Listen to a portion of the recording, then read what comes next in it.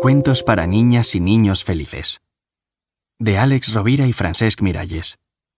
Narrado por Alejandro Famos y Lara Fernández Palacio. A todas las personas que educan con amor, porque confían en que un mundo mejor es posible. A las niñas y los niños, que construyen el futuro. La brújula de los valores. Vivimos en tiempos de constante cambio, en especial para los más jóvenes. Navegar en medio de tanta incertidumbre es como hacerlo por un torrente. Se necesita confiar en las propias capacidades y, sobre todo, saber a dónde se va. No obstante, existe una brújula que sirve para encontrar el rumbo en cualquier circunstancia que nos depare la existencia, también cuando creemos estar perdidos. Y esa brújula son los valores.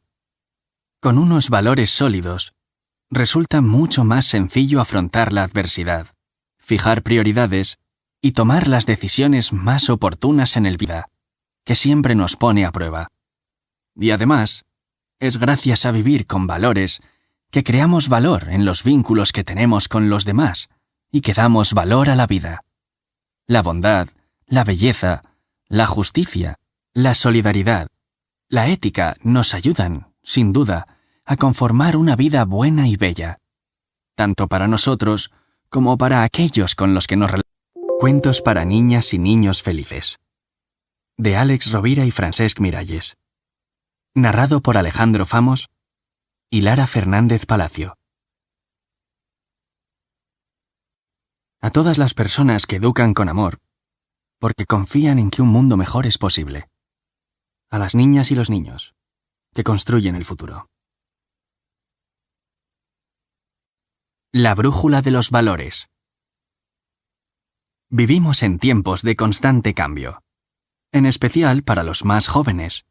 Navegar en medio de tanta incertidumbre es como hacerlo por un torrente. Se necesita confiar en las propias capacidades y, sobre todo, saber a dónde se va. No obstante, existe una brújula que sirve para encontrar el rumbo en cualquier circunstancia que nos depare la existencia, también cuando creemos estar perdidos. Y esa brújula son los valores. Con unos valores sólidos, resulta mucho más sencillo afrontar la adversidad, fijar prioridades y tomar las decisiones más oportunas en el vida, que siempre nos pone a prueba. Y además, es gracias a vivir con valores que creamos valor en los vínculos que tenemos con los demás y que damos valor a la vida. La bondad, la belleza, la justicia, la solidaridad, la ética nos ayudan, sin duda, a conformar una vida buena y bella, tanto para nosotros como para aquellos con los que nos relacionamos. En definitiva, la felicidad tiene mucho que ver con la capacidad de vivir creando el valor que nace de los valores en acción.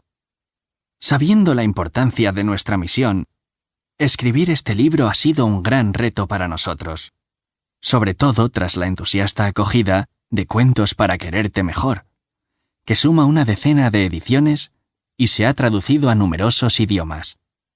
Cuando nuestra editora nos invitó a hacer una nueva recopilación de relatos, nos hicimos una pregunta.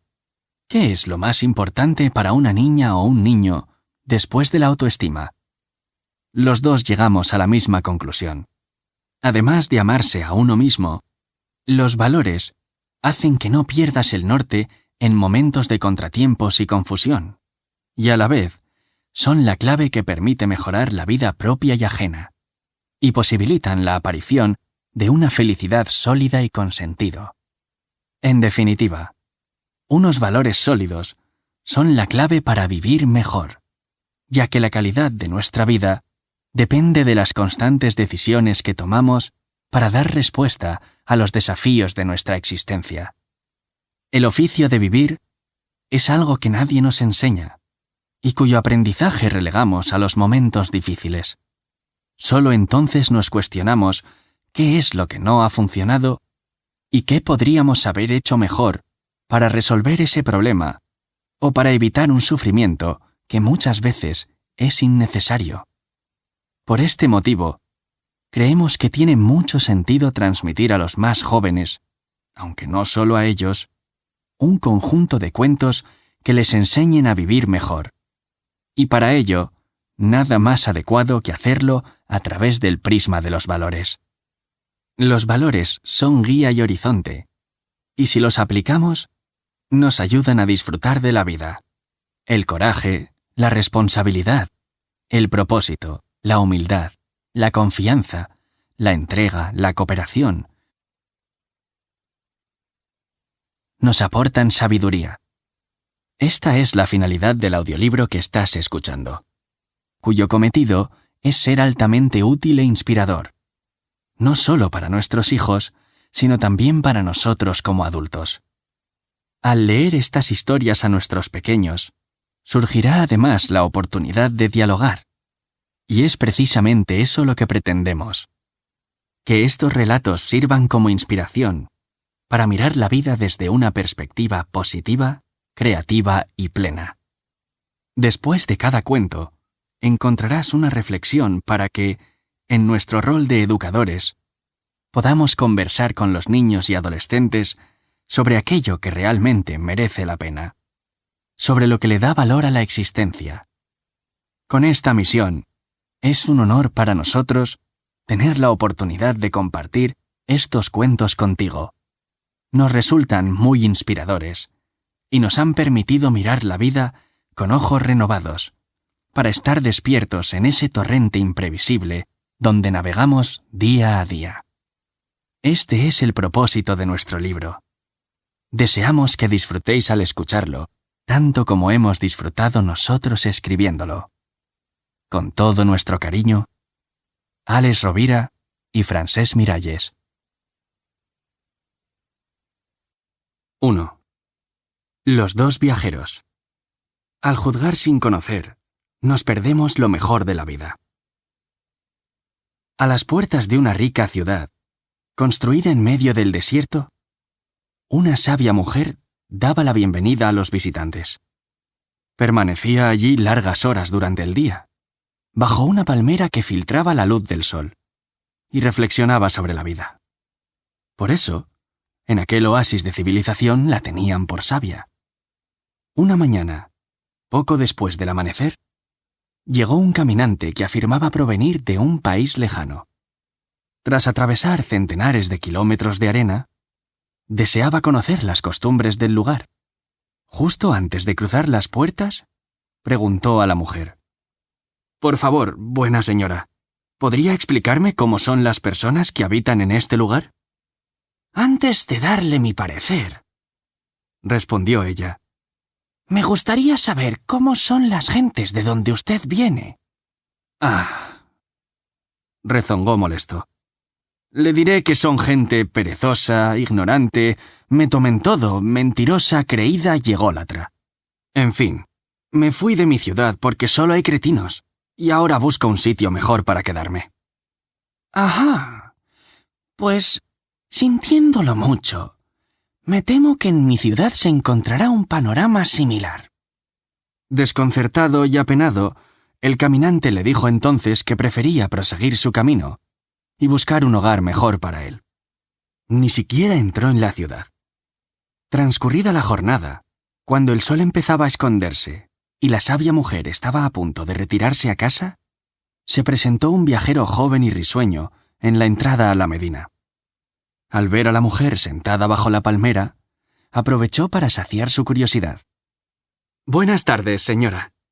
Imagino que es usted de por aquí». La sabia asintió. «Soy antropólogo, y hace tiempo que deseaba visitar esta ciudad en medio del desierto», explicó sonriendo. «¿Puede contarme algún detalle curioso de sus habitantes? ¿Cómo son?» «Por supuesto. Se lo diré, pero con una condición.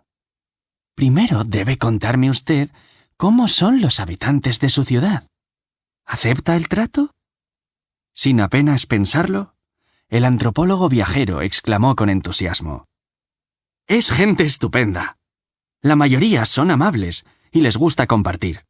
Eso sí, también hay otras personas no tan solidarias, Pero si las tratas bien y eres comprensivo con su situación, no serán mezquinos contigo. En fin, sin duda, la gente de mi ciudad merece la pena.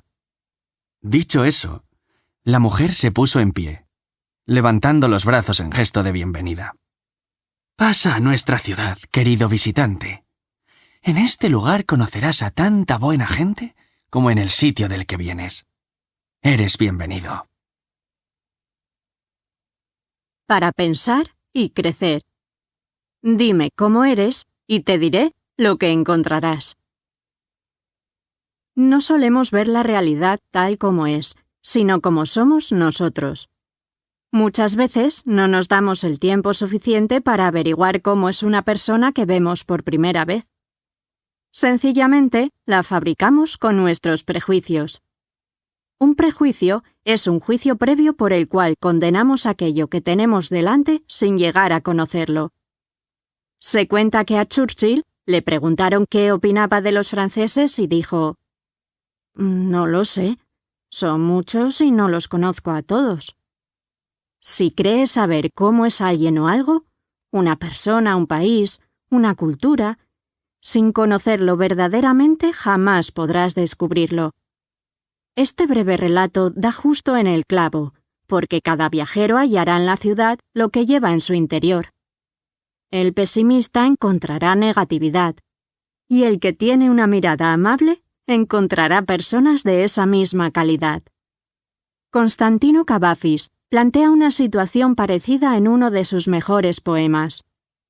Dices: «Iré a otra tierra, hacia otro mar, y una ciudad mejor hallaré, pues cada esfuerzo mío está aquí condenado». Y el poeta responde: «No hallarás otra tierra ni otro mar. La ciudad irá en ti siempre. La vida que aquí perdiste, la has destruido en toda la tierra. La decisión es tuya. ¿Qué clase de ciudad quieres encontrar?» 2. La flecha en la luna. Lo importante no es cumplir tus sueños, sino cómo tus sueños te empujan a superarte. Jasón se entrenaba desde niño para ser arquero de la corte. Siempre había admirado a los soldados que, apostados en las almenas, velaban por la ciudad. Tras practicar con mucho empeño, al cumplir los 15 años, se presentó ante el jefe de la guardia y dijo: «Señor, no solo quiero servir a la corte tras recibir la instrucción. Mi sueño es llegar a ser algún día el mejor arquero del mundo. ¿Qué debo hacer para lograrlo?» El jefe, considerado el arquero más experto del país, sonrió complacido y dijo: «Hijo, si quieres convertirte en un arquero sin rival, mejor que cualquier otro que haya existido, tu objetivo es la luna. Cuando una de tus flechas se clave allí, podrás decir que eres el mejor con el arco, puesto que hasta el momento nadie ha tocado jamás nuestro astro. Si lo consigues, ten por seguro que ningún ser humano dudará de tu pericia». Tras agradecer el consejo, pese a lo extraordinario de la propuesta, el joven arquero no quiso perder ni un minuto. Preparó con pasión sus flechas, comprobó la flexibilidad de su arco y tensó la cuerda. Luego, esperó a que la luna emergiera por el horizonte. Una noche tras otra, y hasta la madrugada, se veían sus flechas subir y bajar del cielo sin descanso. Sin embargo, Jasón no se desanimaba. Seguía practicando cada anochecer, cualquiera que fuese la fase de la luna, llena, creciente, menguante o nueva. Tensaba el arco una vez y otra, y volvía a disparar su flecha contra el astro. Su dedicación era tan absoluta que el joven arquero empezó a ganarse el apodo de «el loco de la luna», o simplemente «el lunático». Y por mucho que le decían que perdía el tiempo inútilmente, Jasón hacía caso omiso a las advertencias y burlas. El jefe de la guardia le había puesto un cometido para llegar a ser el mejor arquero del mundo, así que no iba a rendirse por la incomprensión de la gente. Tras un año de práctica incesante, finalmente Jasón se dio por vencido y fue a ver al maestro de los arqueros. «Señor, confieso que he fracasado», dijo apenado. «He lanzado miles y miles de flechas contra la luna, pero todas han acabado clavándose en la tierra». El jefe asintió, comprensivo, y acto seguido le señaló un árbol lejano, donde brillaba un punto que reflejaba los rayos del sol. «De ese árbol cuelga una campanita», le dijo. «¿Serías capaz de darle con la flecha? Vamos, tensa el arco». Obediente, Jasón hizo lo que le pedía y lanzó la flecha, que dio de lleno en la lejana campanilla, que emitió un chasquido metálico antes de que la saeta se clavara en el árbol. Al oírlo, el jefe aplaudió al joven aspirante. «Ya eres el mejor del mundo, Jasón.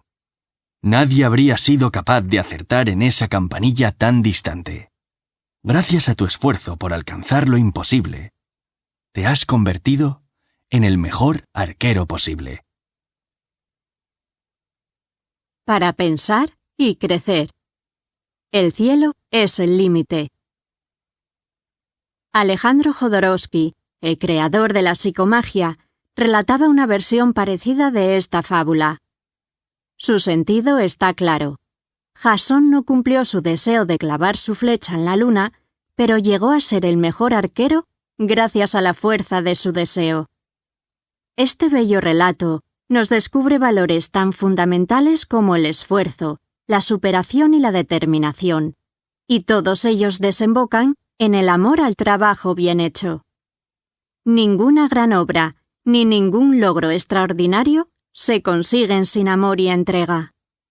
Por mucho talento que tengas, con la intención no basta. Con una idea brillante, tampoco. Si no hay un esfuerzo constante como Jasón en su práctica, nunca te convertirás en un maestro. Por eso es importante tener un objetivo claro por el que trabajar y gracias al cual ir puliendo tus habilidades. Decía Hermann Hesse que para que pueda surgir lo posible es preciso intentar una y otra vez lo imposible. Nuestro arquero tenía un desafío imposible: tocar la luna con una de sus flechas. Pero el esfuerzo hizo de él un crack del tiro con arco. Talento más esfuerzo igual a maestría. ¿Estás dispuesto a esforzarte para ser un maestro de aquello que amas? 3. Desarrollar las propias alas. A veces, una ayuda no solicitada puede ser un gran daño.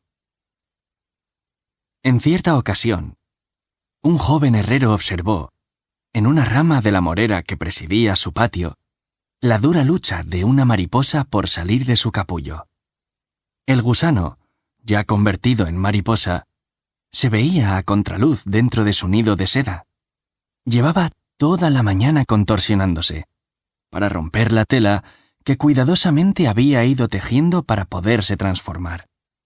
El joven, angustiado al constatar que la mariposa no podía salir de su firme envoltorio tras intentarlo durante varias horas, decidió ayudarla delicadamente cortando con un pequeño y afilado cuchillo el extremo del capullo para que finalmente pudiera salir de él. Atónito, el joven vio que la mariposa no podía desplegar las alas. Seguía comportándose como un gusano, pero con alas. Se arrastraba igual que un gusano, pero era incapaz de volar. En su buena intención de ayudar a la mariposa, el chico había provocado un desastre irreversible. La pequeña mariposa necesitaba unas horas más para salir del nido de seda que la protegía. Ese esfuerzo final era el entrenamiento imprescindible para que su cuerpo adquiriera la fuerza suficiente que le permitiera desplegar las alas y salir volando una vez liberada de su envoltura. Para pensar y crecer. La fuerza de nuestras alas la conquistamos con el propio esfuerzo. Los gusanos de seda, construyen un capullo para luego liberarse de él y renacer como mariposas. El proceso de liberación es muy complicado, porque la crisálida tiene que realizar un esfuerzo enorme con sus alas recién formadas para romper el envoltorio de seda que la ha protegido durante su metamorfosis. Este cuento se basa en un hecho real. Hace unos años se llevó a cabo un experimento para ver qué sucedía si ayudaban a las mariposas en este proceso. Cuando llegó el momento de la liberación, cortaron delicadamente con bisturí desde el exterior una serie de capullos de seda. Las mariposas empezaron a moverse, pero no pudieron volar. No se pudieron alimentar y murieron, porque ni podían ni sabían volar. De esta prueba científica se desprende que el esfuerzo realizado por las mariposas para rasgar el capullo es necesario para que sus alas adquieran fuerza. Del mismo modo, cuando intentamos ayudar a los demás en su proceso de crecimiento y transformación, a veces los sobreprotegemos o les hacemos las tareas que deben llevar a cabo ellos mismos para madurar. De ese modo, les estamos quitando la posibilidad de que desarrollen sus propias alas. Por ello es necesario cuestionarse hasta qué punto nuestra ayuda, en determinadas ocasiones, es más un daño que un favor para el crecimiento y la transformación del ser amado. 4. Los 3 deseos. El mejor regalo es reconocer lo que ya tenemos. Un grupo de amigos se reunieron, como cada domingo, alrededor de una amplia mesa para almorzar. Como se apreciaban y deseaban cuidar los unos de los otros, cada vez que se encontraban para comer, procuraban llevar platos hechos con el mayor cariño y con los mejores ingredientes que podían obtener de sus propios huertos. Sobre el mantel había toda clase de colores, sabores y aromas exquisitos y naturales, desde el pan cocido en el horno casero hasta las deliciosas ensaladas, pasando por los zumos extraídos de la fruta de sus árboles. Mientras disfrutaban de todos aquellos manjares, que eran sencillos pero deliciosos, los amigos conversaban sobre los acontecimientos negativos que habían ocupado su semana. Unos se quejaban de que habían madrugado demasiado para trabajar, otros de que se habían acostado tarde cada día por culpa de las horas extras. Unos lamentaban que hubiera llovido casi cada día, y otros de que el verano estuviera tardando tanto en llegar. Entre tantos lamentos, de pronto, una amiga del grupo dijo: «Tenemos la mesa llena de buena comida y bebida, y salud para compartirla con amistad. ¿Qué más se puede pedir?» «¿Que me toque la lotería, por ejemplo?», respondió uno de ellos. «Bueno», insistió la otra, «me refiero a que, si se os apareciera un genio, como el de los cuentos, ¿qué le pediríais?» «¡Ah!», gritó inmediatamente un tercero.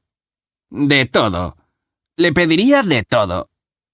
Tras la carcajada general, la que había iniciado aquella conversación propuso: «Si lo tuvieras todo, acabarías aburrido. Te cansarías de tantas cosas. Os propongo un juego.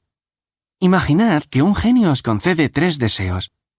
Cada uno dirá lo que pediría, y al final, el mejor deseo de todos será el ganador. Y quien lo haya dicho no tendrá que pagar su parte de la comida. Le invitaremos los demás. ¿Hace?» Todo el mundo asintió, porque vieron que la idea era divertida. Acto seguido, cada cual empezó a expresar sus 3 deseos. Un coche nuevo, un amor para siempre, dinero para vivir sin necesidad de trabajar. Alguno incluso deseaba fama mundial. Al llegar a la última amiga de la mesa, que había escuchado atentamente a todos los demás, le preguntaron: «¿Cuál es el primer deseo que pedirías?» «Tener la calma y la inteligencia para elegir bien los otros 2 deseos».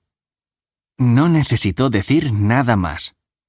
Aquel fue elegido el mejor deseo de toda la mesa, y todo el grupo invitó a su amiga al almuerzo.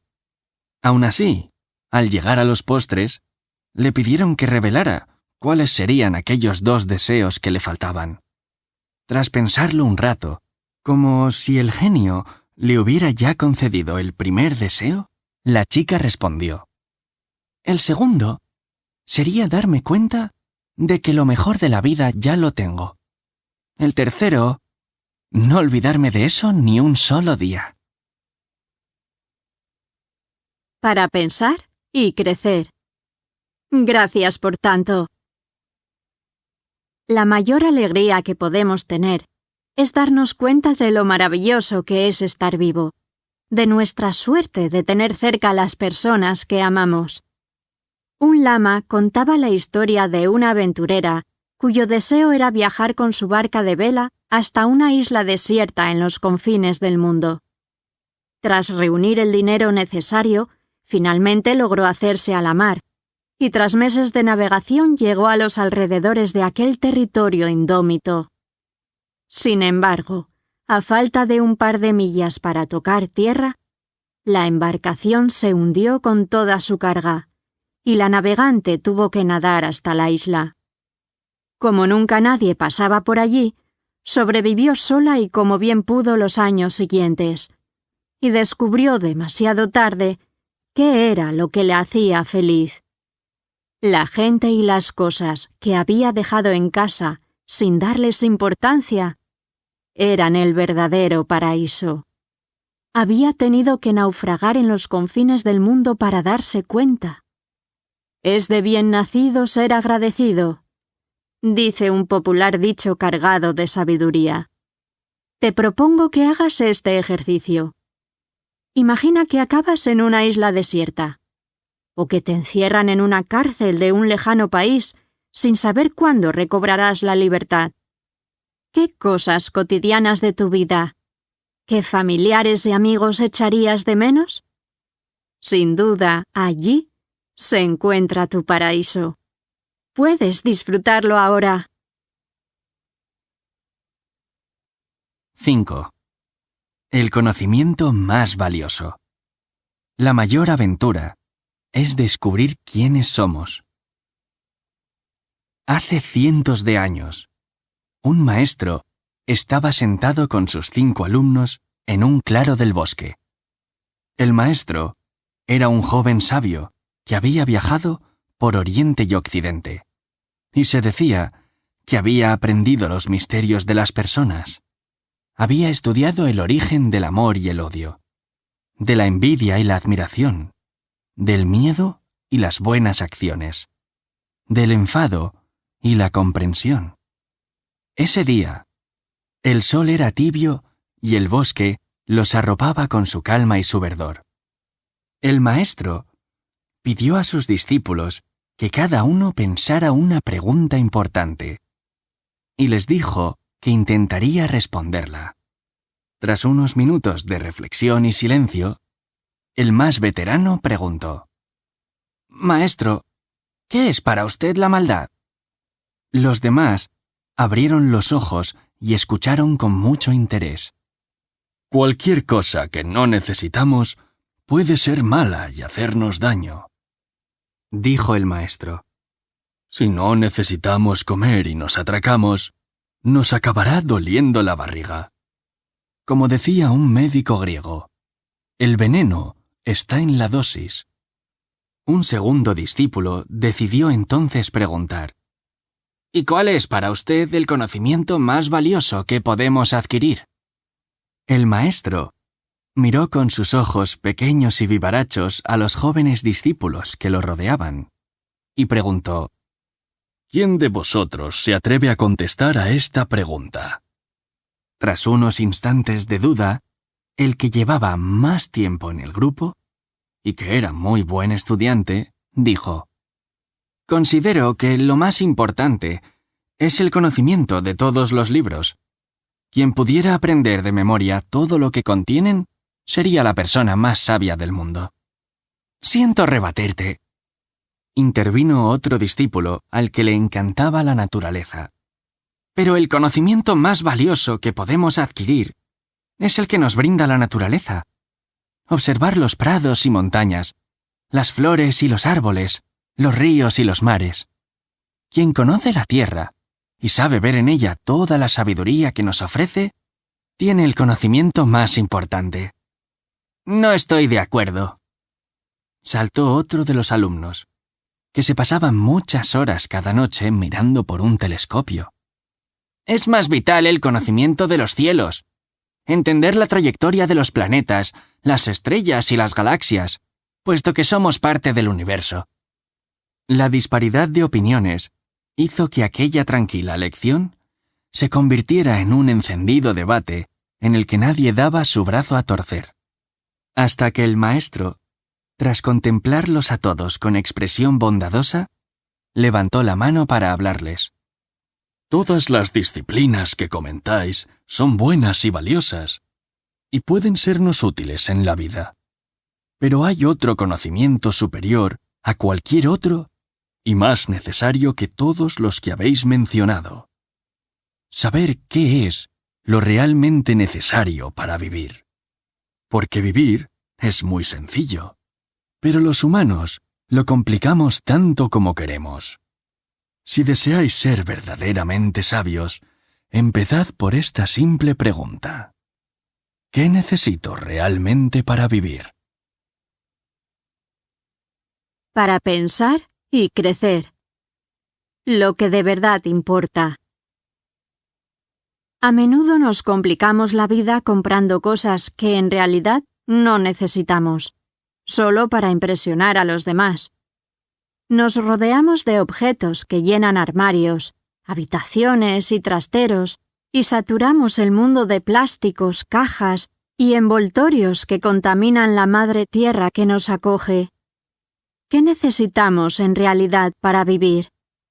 Cada cual tendrá sus respuestas a esta pregunta, pero quizá lo más importante en nuestra vida no está hecho de plástico, ni bien en cajas, no se encuentra en grandes almacenes ni en tiendas o en Internet. La salud, el amor, la risa, la alegría, la amistad, aprender, escuchar, saber decir gracias o lo siento. Una pregunta que deberíamos hacernos a menudo es: ¿necesito esto realmente? Si la respuesta sincera es sí, adelante. Pero nos daremos cuenta de que muchas veces queremos cosas que son sucedáneos o alternativas insatisfactorias a lo que en verdad anhelamos. ¿Necesitamos gastar dinero en una marca determinada de ropa o en una moto nueva? ¿O en realidad solo buscamos que nos aprecien y reconozcan? La sabiduría consiste en ir a lo esencial. Por eso el maestro tiene claro que podemos ser felices viviendo con lo imprescindible. Al arte de saber vivir con lo necesario, le corresponde el valor de la sobriedad. Y se puede ser muy feliz viviendo sobriamente. 6. Las flores del aguador. A veces, una carencia acaba siendo nuestra mejor virtud. Un aguador de la India cargaba a su espalda 2 vasijas, que colgaban de los extremos de un palo que llevaba sobre los hombros. Uno de los cántaros era nuevo, y conservaba todo el líquido en el largo trecho que separaban el pozo y la casa donde le esperaba su patrón. El otro, en cambio, se había agrietado debido al uso y perdía agua, con lo que al final de cada camino solo llegaba la mitad del líquido recogido. El hombre era consciente de lo que ocurría, pero siguió realizando con buen ánimo aquel trabajo tan pesado como necesario. Sin embargo, la tinaja agrietada no estaba nada conforme con su destino. Se sentía avergonzada de que su compañera pudiera realizar de forma impecable su labor, mientras que ella, por culpa de su imperfección, solo daba la mitad de lo que debería entregar. Tras permanecer un largo tiempo en triste silencio, un día la vasija quebrada decidió hablarle al aguador. «No puedo contenerme más. Necesito disculparme porque estos últimos años te he defraudado. ¿Por qué dices eso? Yo estoy perfectamente satisfecho con tu servicio. Y espero que caminemos juntos muchos años más, querida amiga. La vasija nueva y perfecta soltó una risita al oír aquello, pero su compañera quebrada seguía con sus lamentos.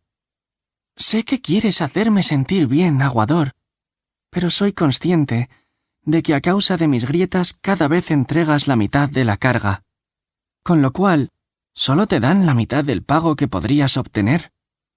El aguador miró la vasija con compasión y le dijo: Quizá llega al final la mitad del agua que da tu hermana, pero hay algo que quiero enseñarte antes de que sigas compadeciéndote. Acto seguido, el hombre empezó a recorrer el viejo sendero, señalando el suelo mientras le comentaba: Observa lo bonitas que son las flores que crecen a tu lado del camino. Gracias al agua que ibas perdiendo, has convertido este sendero seco en un jardín. Y eso me procura gran alegría y aligera mi carga. Efectivamente, a medida que avanzaban, la vasija agrietada vio que una franja de bellísimas flores de todos los colores alfombraba el camino. Cuando me di cuenta de que tenías grietas, empecé a dejar aquí y allá semillas de flores. El resto lo has hecho tú con las gotas que ibas liberando para que este milagro pudiera suceder. Si no fueras así de imperfecta, seguiría caminando por un sendero seco. Tras este descubrimiento, la vasija agrietada no estuvo triste nunca más. Para pensar y crecer. ¡Viva la imperfección! Nuestro aguador del cuento era un hombre inteligente, porque al darse cuenta de que una vasija perdía gotitas de agua, decidió generosamente plantar flores en el camino, con el fin de crear belleza para toda la gente que pasaba por aquel lugar. De este modo, convirtió el defecto del cántaro más gastado en una bendición para los caminantes y para sí mismo. El mensaje de este relato es claro. Todos tenemos grietas. Cada cual a su manera es una vasija agrietada, pero podemos convertir ese defecto en una bella virtud. Las personas privadas de visión tienen mucho más aguzados el resto de los sentidos. Aquellos que han sufrido pueden comprender mejor el sufrimiento de los demás y ayudarlos de forma más eficiente. Equivocarnos y caer, pasar por calamidades, puede ser una ventaja para guiar a otros en ese mismo camino. En Estados Unidos, en el currículum para solicitar un trabajo, se incluyen los fracasos como un valor. Si una persona llevó su empresa a la quiebra, por ejemplo, se menciona, porque se considera una experiencia provechosa. Lo que el candidato o candidata vivió en esa situación le ha aportado valiosas lecciones que le prevendrán de cometer los mismos errores. Por lo tanto, ser imperfecto es perfecto. 7. Las 7 maravillas del mundo. A veces, buscamos lejos lo que tenemos cerca. Una maestra de historia pidió a sus alumnos que confeccionaran entre todos una lista con las 7 maravillas del mundo. Hecho esto, pintarían juntos en una pared de la escuela un gran mural con todo lo que habían elegido. Para decidir esa lista de prodigios, crearon un grupo de WhatsApp. Emocionados con aquella tarea, los teléfonos pronto empezaron a vibrar con las propuestas de la clase. Una maravilla en la que casi todos coincidían era la Gran Muralla China, una descomunal obra de construcción que cruza un continente entero. Le seguían de cerca las pirámides del Cairo, muestra del poder de los faraones. Aún era un misterio saber cómo pudo crearlas una cultura que ni siquiera conocía la rueda. El palacio del Taj Mahal, el mayor regalo de amor nunca hecho, en el que trabajaron los mejores artesanos de todo Oriente. El Canal de Panamá, una obra de ingeniería impresionante que muchos creyeron que era imposible. La Sagrada Familia de Barcelona, el templo más original del planeta, cuya construcción hace casi 140 años que dura, pagada solo con donativos. El Machu Picchu, la ciudad sagrada de los incas en Perú, por los enigmas de su diseño y la belleza sobrecogedora del entorno. Entre todos los participantes se encontraba una alumna que no había intervenido ni una sola vez, Alba. Esto hizo pensar a sus compañeros que quizá no sabía qué elegir. Hay tantas maravillas en el mundo, o que no le interesaba aquel trabajo colectivo. Cuando llegó el día de la presentación, la maestra quiso saber cuáles eran las 7 cosas maravillosas que había elegido la clase. Estaban todos tan entusiasmados que empezaron a pisarse entre sí para decir el top 7 de lugares y edificios que habían pactado. Solo Alba seguía sin intervenir, lo cual no pasó desapercibido a la maestra. ¿No estás de acuerdo?, le preguntó. ¿Tienes alguna propuesta diferente de la lista que acaban de leer tus compañeros? Vamos, es tu momento de decirlo. Aún podemos cambiar lo que pintaremos en el mural. Todos observaban a Alba con gran interés. Nadie entendía por qué no había dicho nada durante los días de discusión en el grupo. Finalmente murmuró. Es que en mi lista aparecen cosas completamente distintas, pero para mí son maravillosas. Ah, estupendo. Estamos esperando oírlas. Alba respiró profundamente, sin ocultar que estaba un poco nerviosa. Luego se sacó un papel del bolsillo. Tras desplegarlo con cuidado, leyó. Las 7 maravillas para mí son poder ver, poder escuchar, poder tocar, poder oler, poder saborear, poder reír y poder amar. Un silencio profundo siguió la lectura de esta lista. Finalmente, la maestra empezó a aplaudir y le dijo: Todas estas cosas son maravillosas, tienes toda la razón. De hecho, son tan importantes que las damos por supuestas hasta que nos faltan, porque no se pueden volver a construir ni tampoco comprar con dinero. Propongo que sean las 7 elegidas para nuestro mural. ¿Qué opináis? Por primera vez, desde que habían empezado aquel ejercicio, todos estuvieron de acuerdo. Para pensar y crecer. Las pequeñas grandes cosas. ¡Qué maravilla saber vivir desde la sencillez!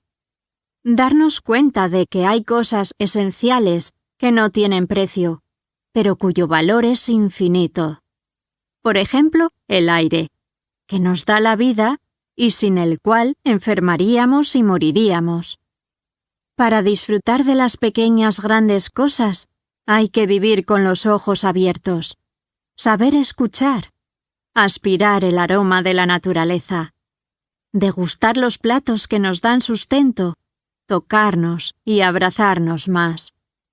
La terapeuta de familia Virginia Satter calculó que necesitamos 4 abrazos al día para sobrevivir, 8 para mantenernos y 12 para crecer. Un abrazo no cuesta nada y vale más que el regalo más costoso, al igual que unas buenas risas entre amigos, ya que el humor, cuando va acompañado del amor, disuelve todas las preocupaciones.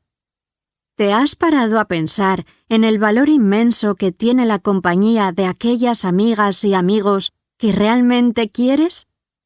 ¿Sabes lo importante que es tener salud y sentirte bien, poder experimentar el mundo que te rodea? Alba es una niña lúcida y sabia que no da nada por sentado. No deja de maravillarse ante esas cosas que precisamente porque no tienen precio, Sin ellas la vida sería muy difícil o no tendría sentido.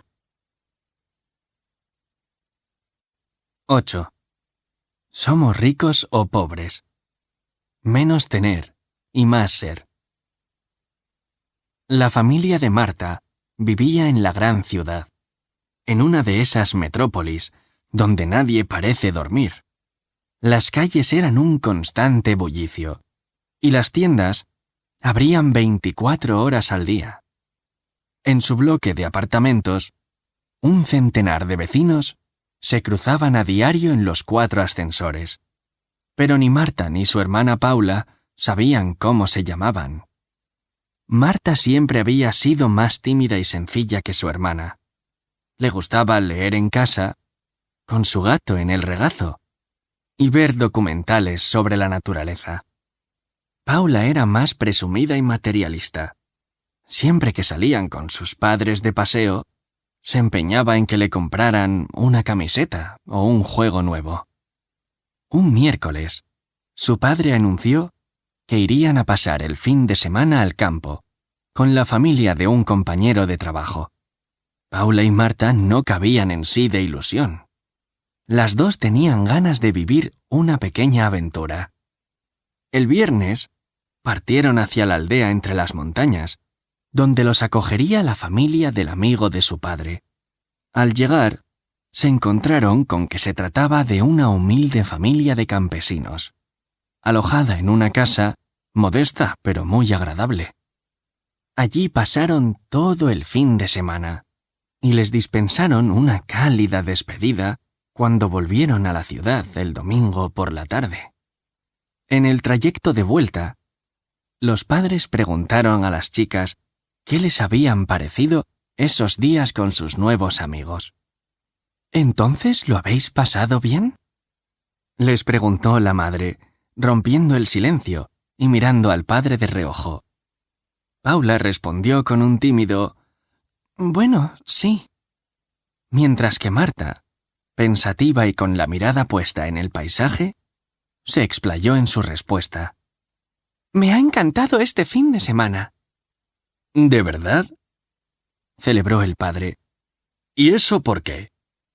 «Pues porque tienen muchas cosas bonitas». «¿Qué cosas?», preguntó Paula con ironía. «Si en esa casa no había casi nada». «¿Ah, no? Pues yo he visto que nosotras tenemos un gato y ellos tienen 6. Nosotras compartimos una piscina con todos los vecinos y la mitad del año está vacía, mientras que ellos se pueden bañar en el lago y disfrutan de agua limpia y peces». Sus padres sonreían. «Además», prosiguió, «nosotras necesitamos luz eléctrica, y ellos con la luz de la luna y las estrellas pueden alumbrarse, porque su cielo está limpio. Y tienen la comida en el huerto, al lado de la casa, sin plásticos, y tampoco necesitan microondas ni fogones, solo la leña y el fuego. Nosotras tenemos una terraza, y ellos todo el espacio que alcanzamos a ver hasta el horizonte. En su patio suena la música de los pájaros, los insectos y todos los animalitos, así que no hace falta un equipo de música». «Veo que te has quedado impresionada, Marta», comentó el padre satisfecho. «Sí, me ha encantado también que su casa no tenga muros ni alarmas, como en la ciudad. Los vecinos se cuidan unos a otros y se reúnen para charlar y festejar, sin teléfonos, ni ordenadores, ni televisor. Eso es muy bonito, ¿verdad, mamá?». Su madre asintió. Cuando el padre fue a hablar, Paula lo interrumpió. «No sé a qué viene tanto entusiasmo, pero si son pobres». «¿Eso crees?», repuso la madre. «No creo que echen en falta nada de lo que la publicidad dice que hay que tener. Y eso es la mayor riqueza. Si estás contenta con lo que tienes y sabes disfrutar de todo ello, ya eres millonaria en felicidad». Para pensar y crecer. Rico es quien menos necesita. Uno de los libros más bellos que se han escrito jamás es El Principito, del aviador francés Antoine de Saint-Exupéry. contiene una frase que se ha hecho famosa y que dice: «Lo esencial es invisible a los ojos». El cuento que acabas de escuchar nos invita a reflexionar sobre esta afirmación. Así como hemos hablado del valor de la sencillez, para vivir una vida feliz no se puede estar apegado a las cosas. El apego es la necesidad de tener muchas posesiones para sentirnos felices. Y esa es una satisfacción que dura poco. Enseguida nos cansamos de las cosas. El coche se raya o se rompe, o vemos salir al vecino con un móvil mejor que el nuestro, y no por ello va menos agobiado por la vida. Para ser feliz, ¿es realmente necesario gastar dinero en cosas que no nos hacen falta? ¿No podríamos ser felices simplemente disfrutando de lo que ya tenemos, lo que nos regala la naturaleza? ¿No es el cariño y la amistad de las personas que nos aman y rodean nuestro mayor tesoro? Reconocer lo esencial y no estar atado a los objetos materiales es la vía más directa a la felicidad. Antonio Machado dijo que el necio confunde el valor con el precio. Y es cierto. Existen situaciones, personas y experiencias que nos enriquecen el alma mucho más que nada que se venda en las tiendas. 9. El vaso de leche. Cualquier pequeño gesto puede tener un gran valor. Contaremos ahora la historia real del Dr. Howard Kelly, un célebre médico que para pagarse los estudios de medicina se vio obligado a hacer de vendedor de puerta en puerta. Tal era la pobreza de su familia que el joven estudiante caminaba sin cesar cada día al salir de la facultad con la esperanza de que sus ventas le ayudaran a llevar algo de dinero a casa. Y en esas caminatas había muchos días en los que ni siquiera se podía permitir comer. En una de esas duras jornadas, estaba tan hambriento que decidió superar su vergüenza y pedir algo de comida en la casa que iba a visitar. Sin embargo, le abrió la puerta a una joven preciosa que lo dejó sin habla. Cohibido, no se atrevió a pedir más que un vaso de agua. Ella lo vio tan débil que en lugar del agua le ofreció un vaso de leche. Howard apuró el vaso con ganas. Luego le preguntó a la chica cuánto le debía por aquello, a lo que la muchacha respondió: «Nada, por supuesto. Me enseñaron que ayudar a quien lo necesita no debe cobrarse». Este acto de generosidad salvó el estómago, la salud y la esperanza del joven aspirante a médico. Pasaron los años y Howard Kelly ya se había convertido en un prominente doctor. Un día, apareció en su consulta una mujer que padecía una enfermedad muy grave, que ningún otro médico había podido curar. Era una cuestión de vida o muerte. Y las recomendaciones la habían conducido hasta el doctor Kelly para que intentara salvarla. El azar, que es siempre caprichoso y pone orden en todo, quiso mandar a aquella misma preciosa joven a la consulta del antiguo vendedor, que la reconoció a primera vista.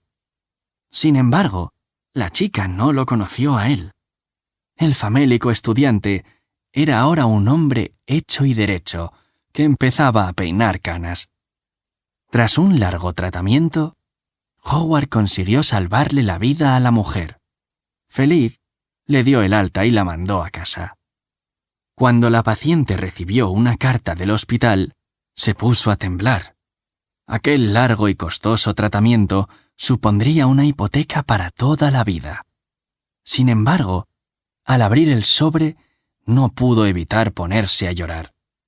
El médico había corrido con todos los gastos de hospitalización y tratamiento. En la factura, la mujer leyó: «Totalmente pagada hace muchos años con un vaso de leche».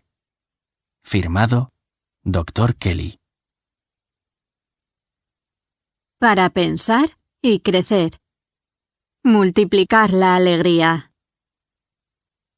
Esta historia real, que nos descubrió Ángeles Doñate en un libro sobre un anciano japonés que salvó muchas vidas, es una demostración de lo que nuestro amigo Alejandro Jodorowsky nos recuerda. Lo que das, te lo das, y lo que no das, te lo quitas. Saber compartir con los demás y hacer más agradable la existencia de quienes nos rodean es una manera maravillosa de vivir, ya que quien entrega generosidad se siente mucho más útil y feliz que quien lo retiene todo para sí. La felicidad consiste precisamente en regalar alegría y dicha. ¿Verdad que te sientes bien cuando compartes con una amiga o amigo un juego, una película o cualquier otra cosa que consideres de valor? Es tan agradable recibir como dar, porque al hacerlo, obsequiamos con momentos de alegría a aquellas personas que realmente nos importan. Y ya se sabe que la alegría es contagiosa. Tal como reza un proverbio sueco, una alegría compartida se transforma en doble alegría. Una pena compartida en media pena. 10. El limpiador de bosques. Hay que prestar atención a lo que hacemos y cómo lo hacemos. José era joven y le faltaba experiencia, pero contaba con la pasión y la energía propia de la edad. Su ambición y su capacidad de trabajo eran fruto de una educación cuidadosa. Sus padres habían hecho de él un chico trabajador que quería ganar su propio dinero cuanto antes. Con este propósito, José salió de su pueblo para pasar el invierno en un campamento de limpiadores de bosques. Su plan era obtener allí un trabajo y ahorrar para pasar ese invierno y las siguientes estaciones sin estrecheces.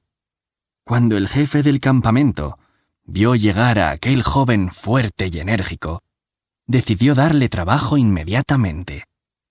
Como era tan vigoroso, José recibió el encargo de cortar los árboles que se habían muerto por falta de sol en aquel bosque tan denso y espeso que hacía tantos años que nadie limpiaba.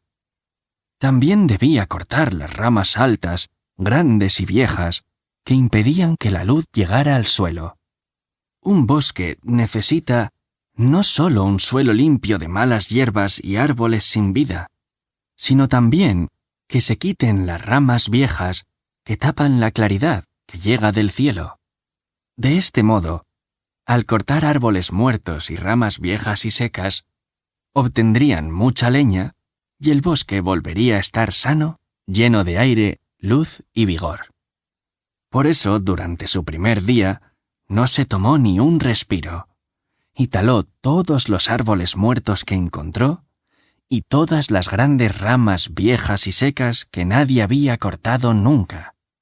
Trabajó sin parar, desde el amanecer hasta la puesta de sol, dejando a su paso un bosque hermoso, limpio, impecable y libre de riesgos de incendio. Sin darse tregua, el segundo día intentó seguir el mismo ritmo, golpeando una y otra vez con su hacha toda rama seca y todo árbol muerto y caído. Sin embargo, no pudo cortar tanta leña vieja como el día anterior. Un poco frustrado, pero decidido a no tirar la toalla, se dispuso a rendir al máximo en su tercer día de campamento. No obstante, pese a su fuerza y su idea fija de triunfar, y que el hacha subía y bajaba sin parar, parecía que el resultado final era cada día más pobre. La tarde del cuarto día, José ya estaba llevando su energía al límite. Consciente de que su ritmo de trabajo se reducía día a día, la quinta jornada, el jefe se acercó a José. Observó que, a pesar de trabajar de manera incansable, la cantidad de leña recogida no hacía más que menguar. José, ¿puedes enseñarme tu hacha? Sorprendido por la pregunta, el joven paró en seco y respiró hondo. Junto con su supervisor, revisaron el hacha, cuyo filo estaba caliente. ¿Desde cuándo no la has afilado?, insistió el jefe. Confundido, José respondió: «Bueno, ni lo había pensado. He dedicado todo mi tiempo a cortar árboles muertos y ramas secas, tal y como me dijiste, y estaba demasiado ocupado para...». El jefe soltó una carcajada y, poniendo su mano en el hombro del chico, le dijo: «De poco sirve tu hacha si antes no la afilas. Muchos errores de la vida, así como los aciertos, dependen de los pequeños detalles. Si la hoja de tu hacha pierde su filo golpe a golpe, tu herramienta no tardará en dejar de funcionar». El joven José se esmeró en afilar el filo de su hacha. Hecho esto, sus fuerzas parecieron multiplicarse por 4. Tendría que haber empezado por ahí. Para pensar y crecer. Cuidar los pequeños detalles hace grande el resultado. La calidad de nuestra vida y de nuestro trabajo depende de los pequeños detalles. En el cuento que acabamos de escuchar, José está tan obcecado en cortar mucha leña que se olvida de algo importantísimo: asegurarse de que su hacha está bien afilada. Stephen Covey, autor de Los 7 hábitos de la gente altamente efectiva, ponía en 7º lugar, precisamente, afilar el hacha como una metáfora para mejorar tanto tu mente, adquiriendo conocimientos, mejorando tus habilidades y adoptando una actitud positiva, como tu cuerpo, haciendo ejercicio, durmiendo suficiente y alimentándote de forma saludable. Mimar los pequeños detalles marca grandes diferencias en la vida. Imagina un mundo en el que todos cuidaran bien, no solo de su jardín y de su casa, sino de la escalera, del edificio en el que viven y del portal. Un mundo en el que cada persona, incluso, fuera responsable de mantener impecable la acera por la que camina cada día para ir al colegio o al trabajo. Si recogiéramos los papeles que alguien tira al suelo, si todos pusiéramos orden en aquello que ha sido desordenado por otros, si hiciéramos el gesto de cuidar lo que nos rodea, si, en definitiva, atendiéramos con cariño y día a día los pequeños detalles, viviríamos en un mundo precioso. 11. El agua hirviendo. En los momentos duros de la vida, se puede dar lo mejor de uno mismo. Aquel jueves, tocaba química, y estaban todos en el laboratorio. De nuevo, Pedro había llegado a clase con cara de pocos amigos. Era uno de esos niños de mueca torcida que parece que siempre lleven un nubarrón sobre la cabeza. Siempre estaba triste o enfadado, y se quejaba de que nada le salía bien. Eso sorprendía a sus compañeros, porque Pedro sacaba buenas notas, era apreciado por sus amigos y tenía incluso a Bobby, un perro fiel y simpático. Para aquella práctica de laboratorio, el profesor les reservaba una lección curiosa. Puso a hervir agua en 3 recipientes transparentes. Cuando el agua alcanzó los 100 grados centígrados, introdujo 2 zanahorias en el primer recipiente. En el segundo, puso 3 huevos. Y en el tercero, 2 puñados de granos de café. Sin mediar palabra, los estudiantes contemplaron cómo las zanahorias, los huevos y los granos de café se transformaban por la acción del agua hirviendo. Pasados 20 minutos de cocción, el profesor pidió a sus alumnos que sacaran los alimentos del agua con mucho cuidado y los pusieran en 3 boles. En el primero, las zanahorias cocidas, de un naranja brillante. El segundo acogió los 3 huevos. Tras colar los granos de café, el agua resultante llenó el tercer bol. Entonces, El maestro preguntó al estudiante malhumorado. Pedro, ¿qué ves en estos 3 boles? ¿Qué voy a ver más que zanahorias, huevos y café?, protestó. Pedro tiene razón. En apariencia es lo que hay. A petición del profesor, los alumnos tocaron los alimentos. Comprobaron que las zanahorias se habían ablandado. Rompieron los huevos y vieron que bajo la cáscara la yema y la clara se habían compactado. Luego olieron el rico café, y un par de chicas incluso lo probaron. ¿Y todo esto para qué, profesor?, se quejó Pedro, cómo no. ¿Hacemos de cocineros en la clase de química? Más o menos. Fijaos en que todos los alimentos han tenido que luchar contra la misma adversidad, que los sirvieran, y que cada uno de ellos ha reaccionado de un modo diferente. La fuerte zanahoria se ha ablandado. El frágil huevo de corazón líquido se ha endurecido. Y los granos de café son especiales. ¿Qué han hecho? Nadie se atrevió a contestar, por miedo a meter la pata. Ellos no han cambiado, prosiguió el profesor, pero sí han transformado a su enemiga, el agua. Pedro, tú que siempre estás de morros, ¿con qué alimento te identificas? ¿Qué quiere decir?, preguntó ofendido. Quiero saber si te sientes como una zanahoria, que parece dura y acaba siendo débil, o como un huevo, que era líquido y se adaptaba a su cáscara, pero que con la adversidad se ha endurecido. Pedro contraatacó. Profesor, a veces las cosas se ponen difíciles y nos ablandamos, o una decepción nos hace más duros y pesimistas. No lo dudo, Pedro, pero una tercera vía es ser como los granos de café.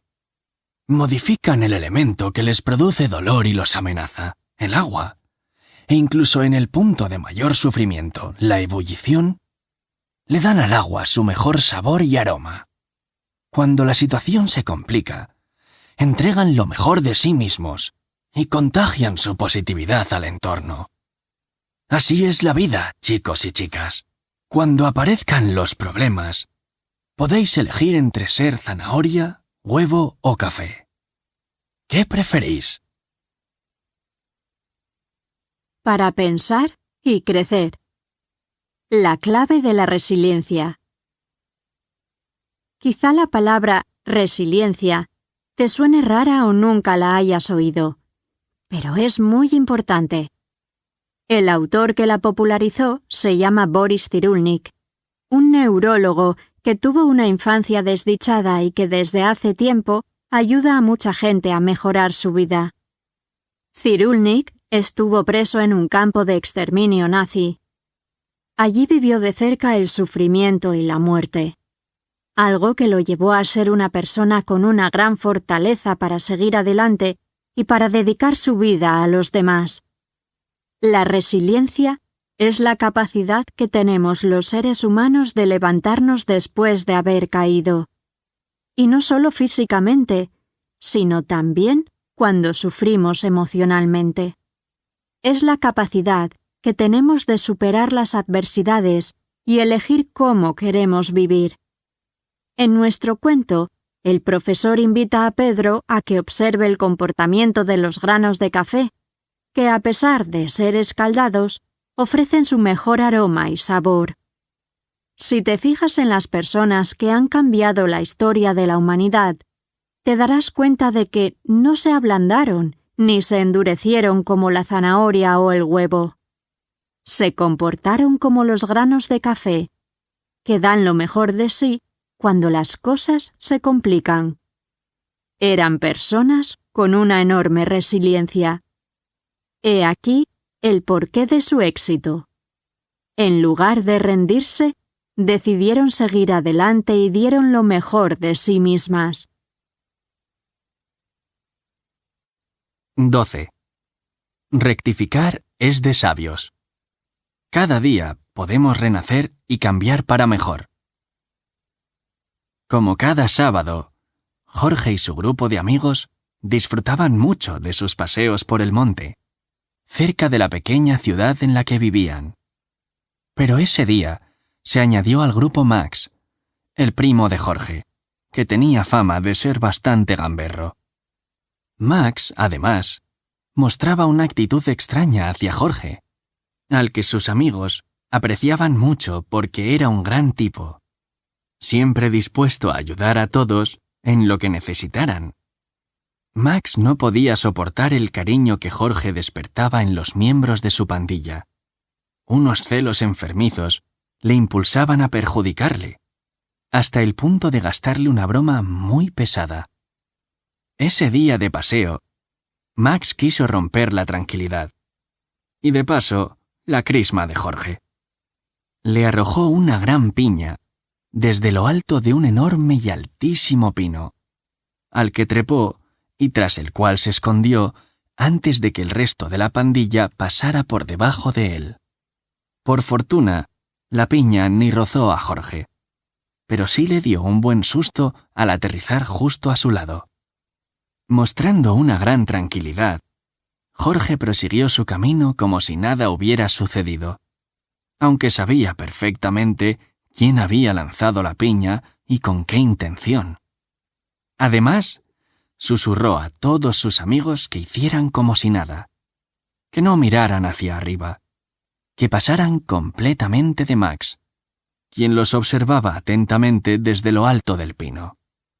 Aquella actitud sorprendió sobremanera a su primo, que lanzó de nuevo un par de piñas, pero fracasó en su intento de asustar a Jorge y a sus amigos. Enfadado y frustrado por no haber logrado su mezquino objetivo, Max bajó del árbol y regresó a su casa desconcertado. Durante el camino de vuelta, reflexionando sobre lo que había ocurrido, se dio cuenta de que esos tontos y peligrosos intentos por llamar la atención habían sido ridículos. Se sentía entre frustrado y avergonzado. En el fondo, ni él mismo comprendía por qué hacía aquellas cosas. Con el paso de los días, cuanto más pensaba en lo que había hecho, más vergüenza iba creciendo en él. Pasados unos días, Jorge y Max coincidieron en el pueblo. El primero saludó a su primo con una enorme sonrisa y un cálido abrazo. Incómodo, Max se atrevió a preguntarle: «Jorge, ¿no estás enfadado conmigo?» Jorge sonrió apaciblemente y le dijo: «Por supuesto que no, querido primo». «¿Por qué no? Tienes motivos», continuó Max. «Sé que viste lo que quise hacer». «No puedo enfadarme», respondió el buen muchacho, «porque nosotros no somos los mismos de ese día. Tú ya has cambiado de actitud desde que me lanzaste la piña, y yo no soy la persona que estaba en el camino cuando cayó a mi lado. Todo está bien entre nosotros». Aquel día, Max no solo aprendió el valor del perdón, también se dio cuenta de que por muchos errores que una persona haya cometido, siempre puede aprender a ver el mundo de otra manera. Para pensar y crecer. Espejos frente a espejos. Este relato nos ofrece por lo menos dos lecciones. Por un lado, la bondad de Jorge, que lo lleva a no tomarse como algo personal el intento de dañarle de su primo Max. Y a la vez, el arrepentimiento de su primo, que aprende una lección muy importante. Tratamos a los demás como nos tratamos a nosotros mismos. En realidad, cuando alguien quiere hacerte daño, es que en el fondo siente odio y rabia hacia sí mismo. Los seres humanos somos espejos frente a espejos. No podemos dar lo que no tenemos. Si alguien te da odio, es que lleva odio dentro de sí y dirigido a sí. Mientras que si una persona te da amor, alegría y generosidad, es porque eso mismo es lo que lleva en su interior. A nuestro modo de ver, una lección muy importante que extraer de esta historia es que, cuando alguien te hace algo, para bien o para mal, no te lo está haciendo a ti, sino que se lo está haciendo a sí mismo. Y tú tienes la libertad de aceptar o rechazar esa ofensa o ese regalo. Lo inteligente es aceptar lo bueno y, por supuesto, rechazar lo malo. Sin embargo, con la distancia suficiente, podemos enseñar a las personas que nos quieren lastimar que en realidad, al actuar de esta forma, solo se están perjudicando a sí mismas. 13. Aquí hay tomate. La avaricia pudre el saco. Cuentan que en una bella aldea mexicana vivía María, la mujer más anciana del lugar, que era sabia, amada y respetada por todos. Los vecinos reconocían en ella la capacidad de encontrar siempre soluciones justas, creativas y prácticas, para que los miembros de su comunidad convivieran en paz. Siempre que había algún conflicto, recurrían a ella para que ayudara a resolverlo, y en verdad sus soluciones eran muy creativas. En cierta ocasión, dos familias de la aldea, que tenían fama de hurtarse mutuamente parte de sus respectivas cosechas desde hacía años, se enfrentaron de nuevo por los límites de sus huertos colindantes. Unos y otros decían que la familia vecina les robaba los tomates. Como la discusión iba cada día a más, y ambos padres de los clanes casi habían llegado a las manos, fueron a María a pedir una solución para acabar de una vez por todas con aquella situación. Ella les propuso algo muy simple. Cada uno y cada una de vosotros debe recolectar los mejores tomates del huerto vecino, los más grandes y hermosos. Como en cada familia sois 10 adultos, los 10 de cada clan vais a coger un tomate por cada día de discusión que habéis tenido. 300 tomates en total, 30 por persona, y cada cual los cargará en una mochila que llevará en la espalda. Así obtendréis una excelente cosecha del huerto vecino, y compensaréis en ambas familias los robos de los que os acusáis mutuamente. Esta idea encantó a las dos familias enfrentadas. Se iban a apropiar de la mejor parte de la cosecha del otro bando. En su egoísmo, ambición y poca inteligencia, la idea de María les pareció a todos estupenda. Cada clan obtendría 300 tomates hermosos, jugosos y grandes del huerto vecino, y saldría con una mochila repleta de las mejores piezas de la cosecha ajena. María observó la recolecta y las expresiones de alegría y venganza en los rostros de todos los miembros de las dos familias enfrentadas. «Bueno, ya tenemos los tomates, ¿y ahora qué?», le preguntaron. «¿Podemos comérnoslos?». «No, todavía no», respondió María. «Hay una segunda parte aún mejor. Todos vais a llevar estos tomates dentro de la mochila, colgados a la espalda durante 2 meses. Solo podréis descargar la mochila para dormir, de 11 de la noche a 6 de la mañana. El resto del día la debéis llevar puesta, y si no lo hacéis, vuestro huerto será para los vecinos». «¿Por qué tenemos que llevar esas pesadas mochilas durante 2 meses?», preguntaron, indignados, en medio de un gran alboroto y entre las risas de la gente del pueblo, que contemplaban la escena. «Porque todavía no habéis aprendido la lección», respondió María, con una sonrisa serena en los labios. A regañadientes, aceptaron la penitencia de María, ya que nadie en el lugar osaba cuestionar los procedimientos de aquella sabia y justa mujer. Sabían que eso acabaría sirviendo para algo, aunque todavía no alcanzaran a ver el propósito. La obedecieron sobre todo porque no querían renunciar a la hermosa cosecha que habían obtenido del campo ajeno, y mucho menos perder sus huertos.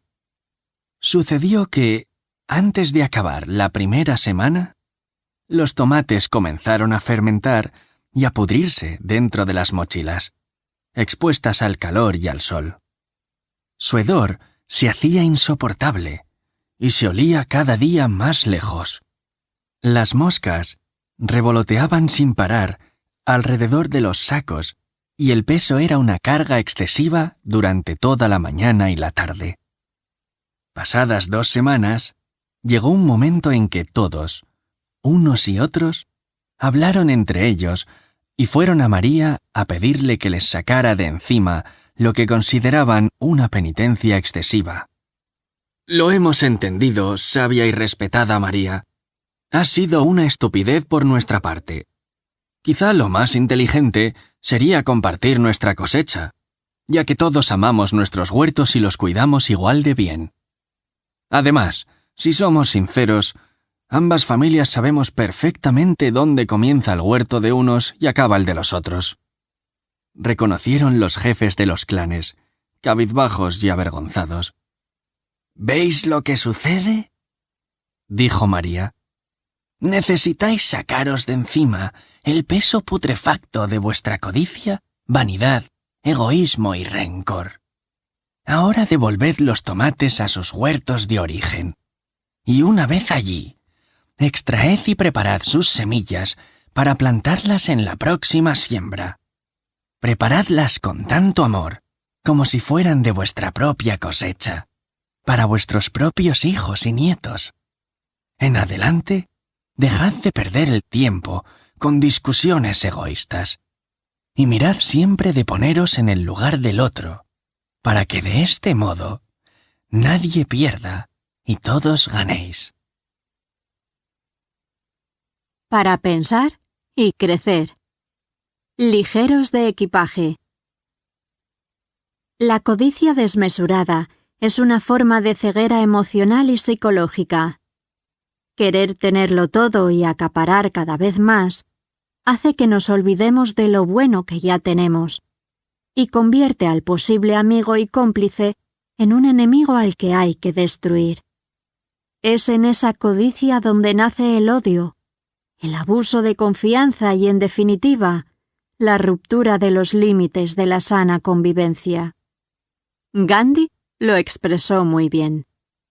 En el mundo hay suficiente para satisfacer las necesidades de todos, pero no la avaricia de algunos. Y esa es una de las lecciones que María mostró a los 2 clanes enfrentados. 14. El oro que brilla en tu interior. ¿Has buscado dentro de ti? La anciana Leonora era muy amada y respetada en su pequeño pueblo, donde todos los vecinos se conocían. Cuando los niños lloraban, los reconfortaba con un vaso de leche caliente con cacao, y los más jóvenes la querían como a su propia abuela. Por eso, cada tarde al salir del colegio, los niños y los jóvenes del vecindario la visitaban para asegurarse de que estuviera bien. Aquel viernes, en que el sol que anticipaba el verano invitaba a sentarse en el jardín, un grupo de chicos y chicas de varias edades llegaron a casa de Leonora. Encontraron a la venerable anciana buscando con tesón algo entre sus rosales. ¿Qué habría ocurrido? «Leonora, ¿qué has perdido? ¿Cómo podemos ayudarte?» «Ay, queridos, he perdido mi broche de oro.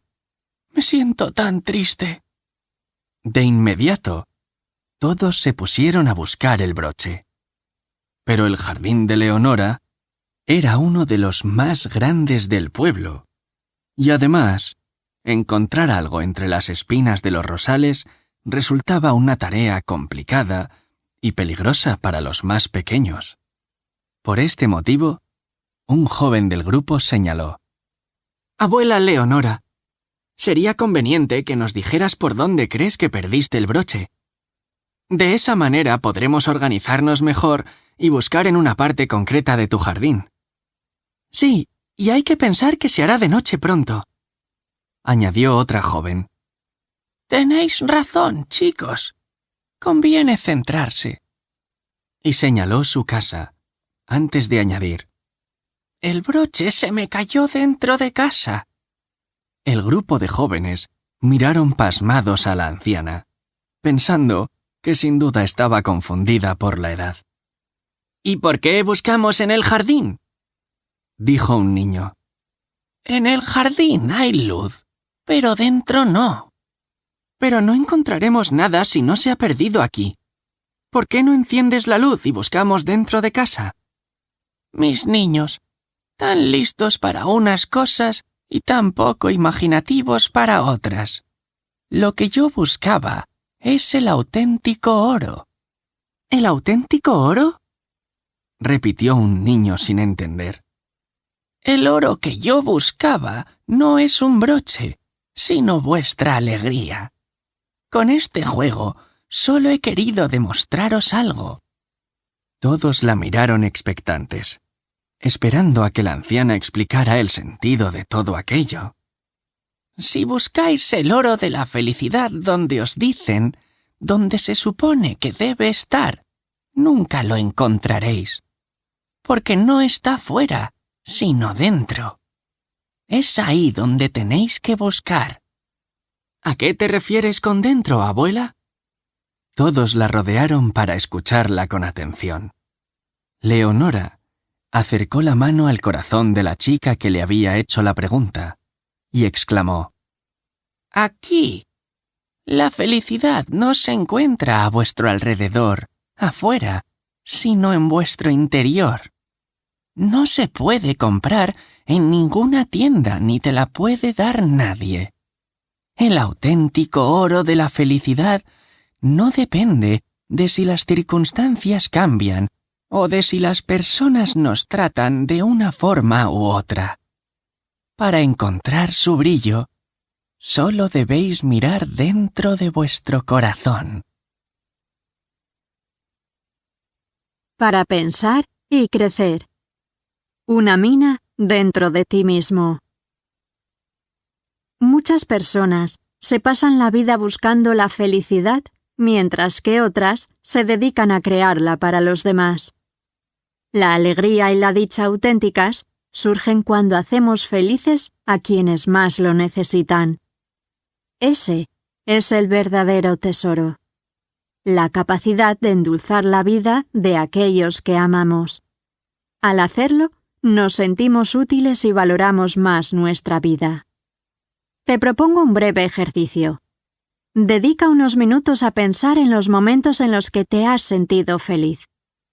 ¿Te encontrabas solo o acompañado? ¿Había risas? ¿Estabas en medio de una actividad compartida o hacías algo a solas? Llegarás a la conclusión de que la felicidad casi siempre se vive con alguien cerca y que también se crea desde la acción hacia otras personas. Nos gusta decir que el muro de la felicidad se edifica con ladrillos de alegría que salen del corazón y permiten construir hogares formidables en los que pueden refugiarse las personas que amamos. Nosotros somos, por supuesto, la causa de nuestra felicidad, pero también de la de los demás. Ahí reside nuestra magia. Tal y como hace ver la sabia Leonora a los niños que la ayudan a buscar el broche perdido, qué bonito es saber que la felicidad la llevamos siempre con nosotros para hacerla brillar y poder compartir su resplandor con los demás. 15. Un tonto muy listo. La mejor estrategia es la menos evidente. Hay una fábula que se cuenta en todo el mundo, desde Asia hasta la sabana africana, que narra la historia de un muchacho aparentemente muy, pero que muy despistado. Nosotros la relataremos tal como la escuchamos en Corea. Sen-woo era el hazmerreír de su aldea, pues todos se burlaban de su poca inteligencia y se aprovechaban de él. Se ganaba el pan como podía, haciendo los recados que le mandaban y recogiendo limosnas, lo cual era una de las diversiones del pueblo. Cada tarde, varios vecinos hacían acudir a Shen Wu a la taberna donde estaban reunidos, y le daban a elegir entre 2 monedas. Una era grande y tenía un valor de 100 wons, mientras que la otra era muy pequeña, pero valía el doble. Como Shen Wu siempre escogía la más grande, y de esa forma perdía la opción de ganar el doble, los hombres se divertían y se mofaban de su poca capacidad. ¡Tonto más que tonto!, le gritaban. Un visitante que pasaba por la aldea presenció la escena de las monedas y decidió hablar aparte con el que parecía ser el tonto del pueblo. Estando a solas, el extranjero le preguntó si no le molestaba que aquellos hombres le tomaran el pelo y abusaran de su inocencia. El visitante le hizo notar que la moneda más pequeña valía 200 wons, por si la quería elegir la próxima vez. «Ah, muy bien», dijo Shen Wu agradecido. «En realidad no soy tonto. Sé perfectamente cuál es el valor de cada moneda. Lo que sucede es que si lo descubren, se acabará el juego y dejaré de ganar los 100 wons que recibo cada tarde».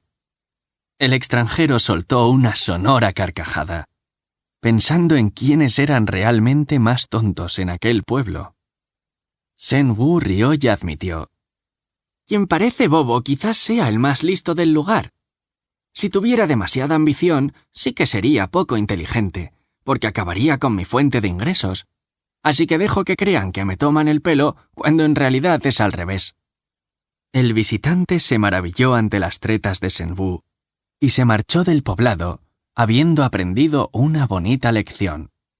Aunque a veces los demás no tengan una buena impresión de nosotros, no debemos sentirnos mal, porque lo único que importa es lo que nosotros opinamos de nosotros mismos. Tal vez el más inteligente sea aquel que aparenta ser tonto con un necio que hace ver que es inteligente. Para pensar y crecer. Quien sabe, construye callando. A menudo la inteligencia va de la mano de la humildad. La vanidad nos ciega. La humildad nos revela. La vanidad provoca que los vecinos de Shen Wu crean que son listos, mientras él, en su lucidez y astucia, cada día se lleva una moneda.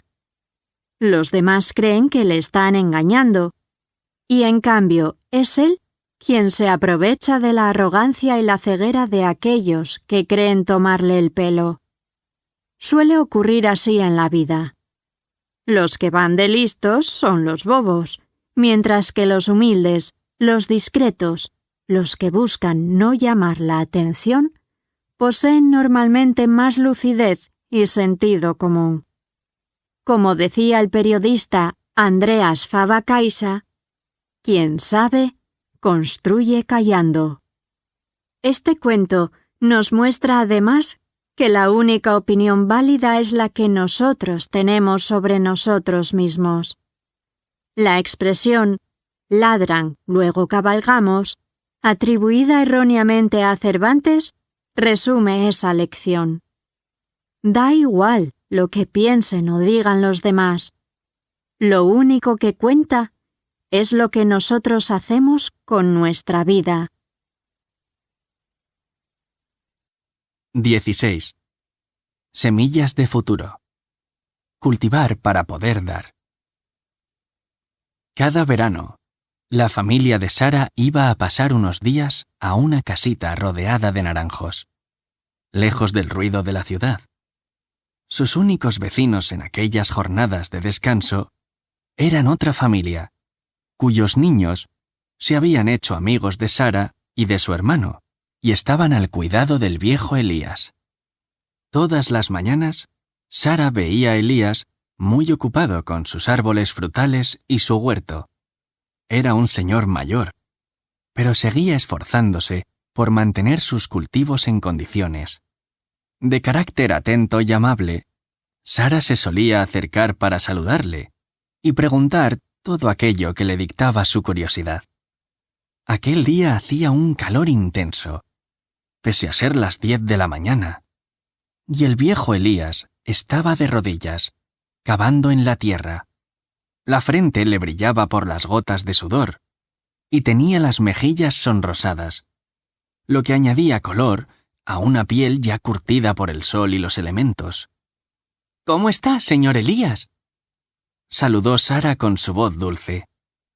«Estoy muy bien, niña», le respondió, como siempre jovial, sin abandonar su trabajo. «Hace mucho calor. ¿Por qué sigue trabajando?», prosiguió la niña. «Estoy sembrando para que podamos tener más árboles. Necesitamos más fruta». «¿Más fruta? Pero si aquí hay mucha y de todo tipo, señor Elías».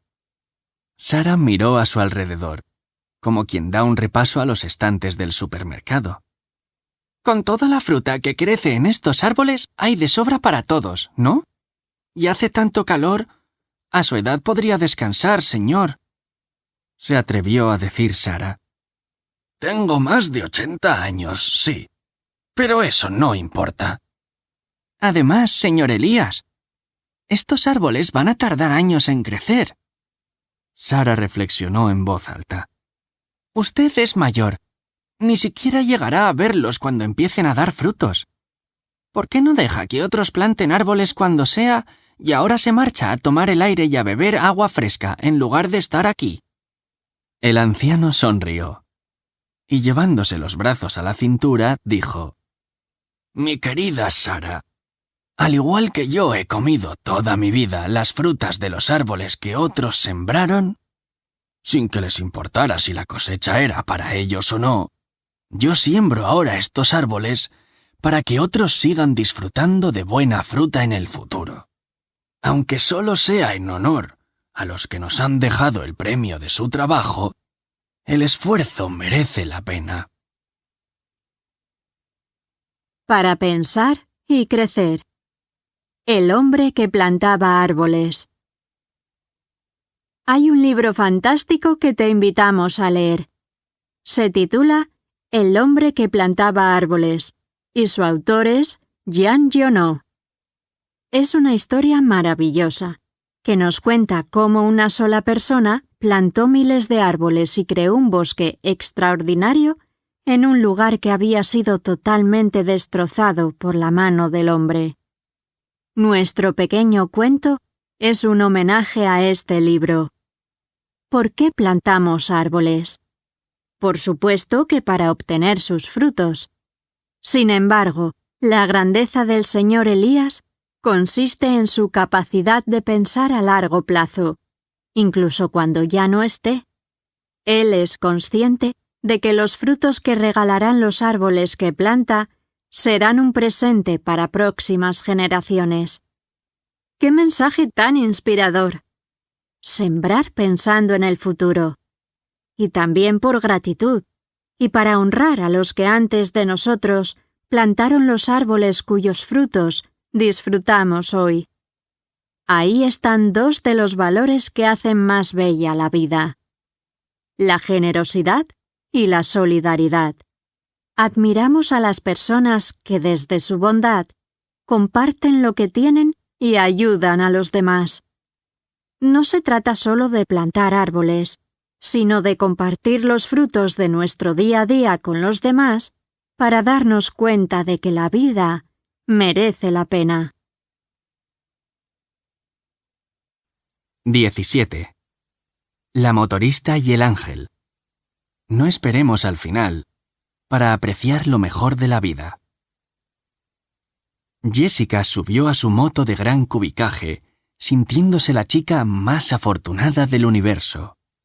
Siempre había deseado pilotar una máquina así, y con 18 años recién cumplidos, por fin realizaba su sueño. Para ponerla a prueba, decidió tomar una carretera sinuosa que subía y bajaba por unas colinas frente al mar.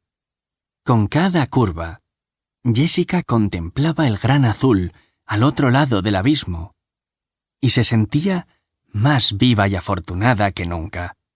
Cuando terminara de surcar aquellas cuestas que la obligaban a inclinarse en la moto, pararía en un merendero a tomar un refresco y un gran bocadillo para recuperar fuerzas. Sí, aquel estaba siendo el mejor cumpleaños de su vida. Sintiéndose cada vez más poderosa, sin darse cuenta, empezó a acelerar, plegándose en las curvas como una piloto de carreras que no quiere perder ni una décima de segundo. Y fue así como, en un giro al borde de un abismo, la rueda trasera derrapó y la moto la arrastró fuera de la carretera. Antes de que pudiera gritar, Jessica y la moto cayeron al vacío. Tras varios segundos de pánico, un estallido metálico le hizo saber que todo había terminado para ella. El mejor día de su vida había sido también el último. ¡Qué triste! Y lo raro, pensó Jessica, es que ella seguía consciente, como si no se acabara de matar en un fatal accidente. La llegada de un ángel, de apariencia casi transparente, le confirmó que, en efecto, había abandonado la vida. Jessica empezó a llorar, consciente de lo poco que había disfrutado de las cosas buenas del mundo y de lo mucho que sus padres sufrirían su pérdida. El ángel le habló entonces con una voz suave y melodiosa. ¿Qué cosas no has tenido tiempo de hacer, Jessica? Muchas, demasiadas, balbuceó con lágrimas en los ojos. Ojalá hubiera disfrutado más de mis padres, de mis amigos, de las cosas más bonitas de la vida, en lugar de obsesionarme con tener esta maldita moto, dijo mirando con rencor el amasijo de hierros que tenía al lado.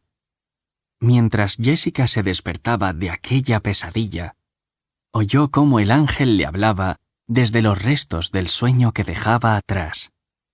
Voy a darte una buena noticia, Jessica. Estás viva. Puedes hacer todas esas cosas. Jessica suspiró, aliviada y feliz, cuando vio que estaba en su habitación.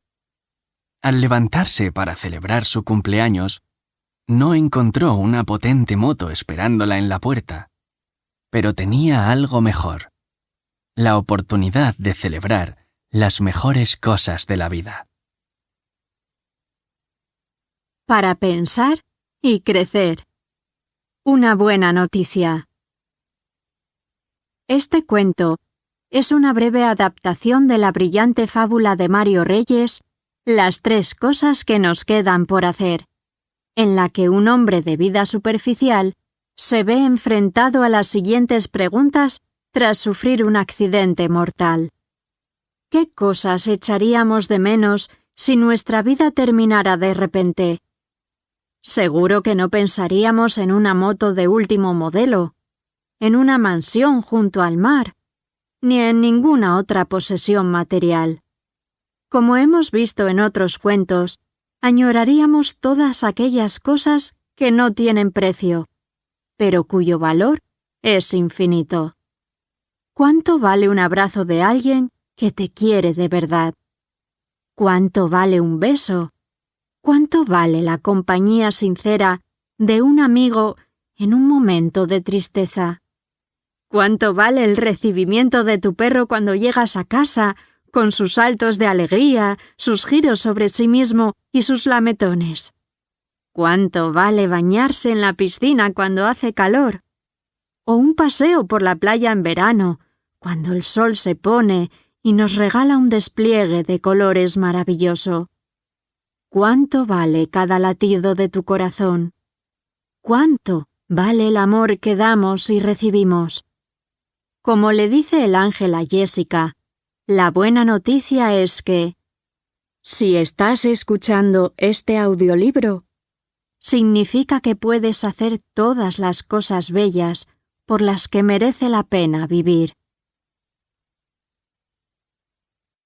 18. Anímate para animar. Lo que das a los demás, te lo estás dando a ti. Este cuento es uno de los favoritos de los autores de este libro. Lo es por su brevedad y por la enorme profundidad del mensaje que transmite. Dice así: Juan amaba a su abuelo, un hombre sabio y bueno, querido por toda la familia y por la gente del pueblo en el que vivía. Como cada verano, Juan pasaba unos días en casa de sus abuelos y compartía paseos y conversaciones con ellos. Aquel verano, Juan estaba de mal humor. El curso había sido muy duro, tanto por la carga de trabajo como por algunos compañeros de clase que no eran muy amables con él. Nada más llegar, el abuelo vio que a su nieto le pasaba algo y le preguntó: «Juanito, ¿qué te sucede?» «Abuelo, estoy desanimado. ¿Qué puedo hacer?», preguntó Juan decaído. A lo que su abuelo le respondió: «Hijo, para salir del desánimo, anima a los demás». Y añadió: «Lo que das a los demás, te lo das a ti mismo. Con las emociones funciona así. Si te falta algo, practícalo, regálalo, entrégalo a los demás, y de este modo lo harás crecer en ti. Esta es la manera de salir, a veces, de nuestros pozos emocionales. Si te falta alegría, reparte alegría. Si te falta humor, reparte humor. Si te falta comprensión de los demás, regala comprensión. Sé que puede sonarte raro o incluso contradictorio. Las emociones positivas crecen en tu corazón cuando las repartes. Haz el bien sin mirar a quién, y de este modo te harás fuerte, porque la verdadera fortaleza humana reside en un corazón bello y en un alma potente, capaz de regalar momentos de ánimo, alegría, humor y comprensión a los demás». Para pensar y crecer. Dar a los demás lo que anhelas en ti.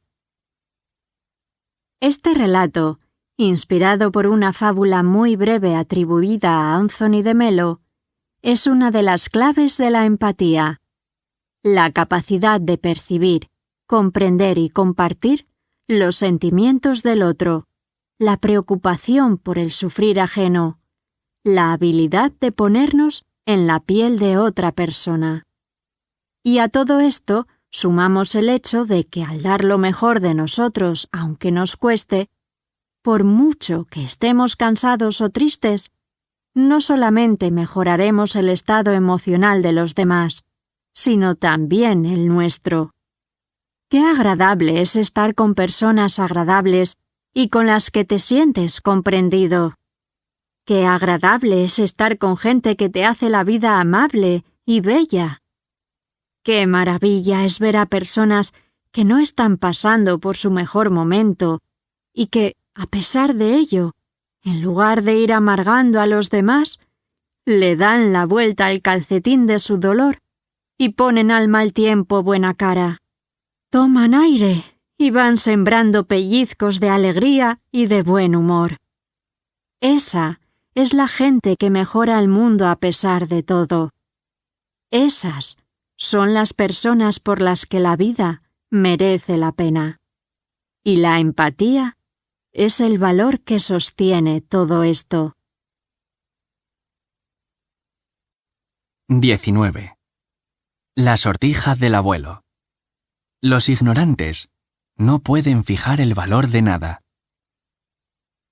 «Abuelito, hoy me siento tan triste que no quiero ni levantarme», se lamentó la joven Romina. «Soy tan desastrosa que nadie me echará de menos si no me ven por el barrio.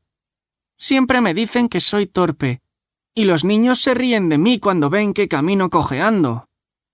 El buen hombre, que la había criado y sabía de los problemas de su nieta, que había nacido con una pierna más larga que la otra, decidió darle una pequeña lección.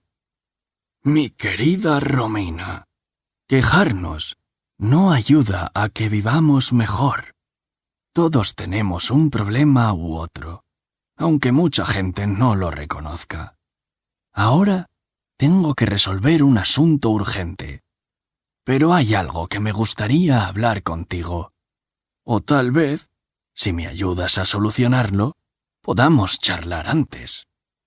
¡Claro, abuelo!, dijo Romina, siempre deseosa de ayudar. Dime lo que necesitas y me pondré de inmediato. Ya sabes que te quiero muchísimo. Y yo a ti, genio, repuso el abuelo mientras abría un cajón y sacaba de él una pesada sortija de plata llena de filigranas y pequeñas incrustaciones. Coge la bicicleta y ve hasta el mercado. Necesito que intentes vender esta sortija para saldar unas deudas que he contraído. Véndela a quien te pueda dar más dinero, pero que no sea una cantidad inferior a los 150 euros. Y no tardes, que es de suma importancia. Romina salió pedaleando, con el corazón latiéndole a 1000 por hora. Se plantó en la plaza del mercado y, ruborizada, comenzó a negociar con los posibles compradores de la sortija. Los mercaderes se interesaron de inmediato por aquella pieza rara, pero ninguno de ellos estaba dispuesto a pagar la suma que Romina pretendía obtener. Al mencionar que, como mínimo, quería 150 euros, el comprador se sorprendía o reía. Alguno incluso se enfadaba. La mayoría le decían que aquella suma era mucho dinero para una sortija de plata con un poco de pedrería. Romina estaba a punto de romper a llorar, cuando un mercader le ofreció, por pura lástima, 15 euros y una cajita de música a cambio de la sortija. Sin embargo, Romina sabía que su abuelo era muy preciso con sus instrucciones y no lo quería decepcionar. Así que, avergonzada, se subió a su bicicleta y volvió a casa con la amarga sensación de ser la chica más torpe del mundo. Había enseñado la sortija a más de 30 posibles compradores, pero había fracasado otra vez. De haber tenido ese dinero, ella misma habría comprado la sortija para ayudar a su abuelo. Así podrían haber charlado con calma, sabiendo que podía saldar aquella deuda. Pero una vez más, no lo había conseguido. Entró en el salón, cabizbaja, con la sortija en la mano. «Lo siento, abuelo. Nadie quiere pagar ese dineral por la sortija. Podríamos venderla por 15 euros y una cajita de música. Eso es todo lo que me han ofrecido. No creo que pueda convencer a nadie de que esta pieza vale lo que me dijiste». «Cierto, Romina. Perdona. Creo que hemos comenzado la casa por el tejado. Lo mejor es que primero sepas el verdadero precio de la sortija, para después poder negociar. Vuelve a subir a la bicicleta y ve a casa del joyero para que la tase.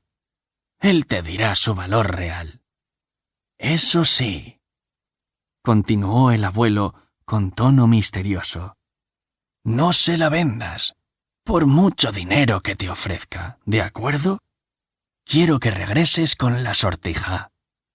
«Sí, abuelo, como tú digas», se despidió Romina obediente.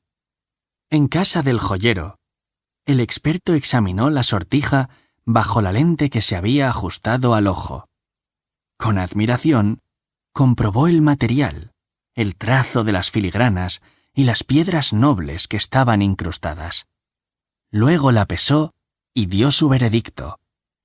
«Señorita, esto es una pieza de museo, realizada por un artista joyero de hace 2 siglos. Dígale a su abuelo que si necesita vender esta sortija, puedo darle 1.500 euros por ella». «¿1.500?» exclamó Romina. «Sí. En realidad vale mucho más. Pero en este momento solo puedo darle esto. Más adelante, Si encuentro el cliente adecuado, nos podemos repartir una cantidad mucho más importante. Romina pedaleó aún con más brío, llevada por la emoción, y contó a su abuelo lo que el joyero le había dicho. Formidable, Romina. Pues ahora escucha con atención. Tú eres como esta sortija. Única, preciosa, verdadera, muy valiosa, más de lo que todos creen. Pero eso solo puede reconocerlo alguien experto. No todo el mundo puede suponer cuál es tu valor. Así que no hagas caso de las opiniones de la gente ignorante. Todos somos únicos y valiosos, pero en la vida nos metemos en mercados y aceptamos que personas inexpertas nos digan cuánto valemos sin saber lo que somos. Para pensar y crecer. La sabiduría de conocer tu verdadero valor. En este cuento, el abuelo de Romina le hace comprender a su nieta algo muy importante. Solo podrá reconocer tu valía quien sea capaz de ver tus cualidades. Y eso solo lo puede hacer alguien muy sabio. Y mejor que nadie, tú mismo. Hay personas que no saben valorar a sus semejantes porque no se valoran a sí mismas. Y quienes critican continuamente a los demás, en realidad hablan mal de sí mismas. Las hay también que llevan tanta rabia y frustración dentro que desprecian a quienes las rodean, aunque no les hayan hecho nada y sean personas maravillosas. Es fundamental aprender la lección de este cuento. Tus amigos, tú y cada persona de tu alrededor es única, singular e irrepetible. Por eso es importante rodearnos de aquellos que saben apreciarnos de verdad, porque no solo harán nuestra vida más agradable, sino que al mirarnos con amor, nos ayudarán a seguir creciendo, mejorando y a la vez hacer eso mismo con la vida de los demás. Solamente quien se valora a sí mismo puede reconocer el valor de los demás. 20. El juego de los contrarios. El viaje más bello tiene lugar ahora y aquí. Hay algo que distingue a los humanos de los animales, afirmaba una ilustre escritora y viajera en una charla ante un auditorio lleno de niños. Realmente, somos seres de lo más curiosos. ¿Por qué lo dice?, preguntó la mejor alumna de su clase. Os lo explicaré de forma sencilla, para que entendáis la contradicción de nuestra especie. Yo lo llamo el juego de los contrarios. El auditorio escuchaba expectante las palabras de aquella mujer, que había recorrido medio mundo, conociendo toda clase de culturas, y escrito medio centenar de libros. A vuestra edad, tenemos prisa para hacernos mayores con la idea de ser libres y no depender de los padres. Encontrar un trabajo, vivir el amor, tener nuestra propia casa. Pero cuando somos adultos y ya sabemos las obligaciones y responsabilidades que eso comporta, lo único que deseamos es volver a ser niños. Tras hacer una pausa, y al ver que su joven audiencia no perdía el hilo, la conferenciante siguió. Muchos adultos se esfuerzan por ganar más y más dinero, porque cada vez se crean más necesidades y gastos. Duermen poco, trabajan sin parar y pierden la salud para tener más cosas. Pero después se gastan lo que ganan en remedios y médicos que los ayuden a recuperar la salud. Y si no la han perdido aún, van al gimnasio o se someten a tratamientos para parecer más jóvenes, cuando de jóvenes querían ser mayores. Ese es el juego de los contrarios. ¿No os parece absurdo? A continuación, se inició un debate entre la conferenciante y los alumnos sobre aquellos temas filosóficos. Una vez finalizado el turno de preguntas, el último en levantar la mano fue un chico que apenas solía intervenir en clase. Tras aclararse la voz, un poco apurado, preguntó: «Entonces, Si los niños quieren ser mayores y los mayores quieren ser niños, ¿cuál sería el arte de vivir? Muy buena pregunta, repuso la mujer sonriendo. Invito a pensar a cada cual su respuesta, pero yo os daré la mía.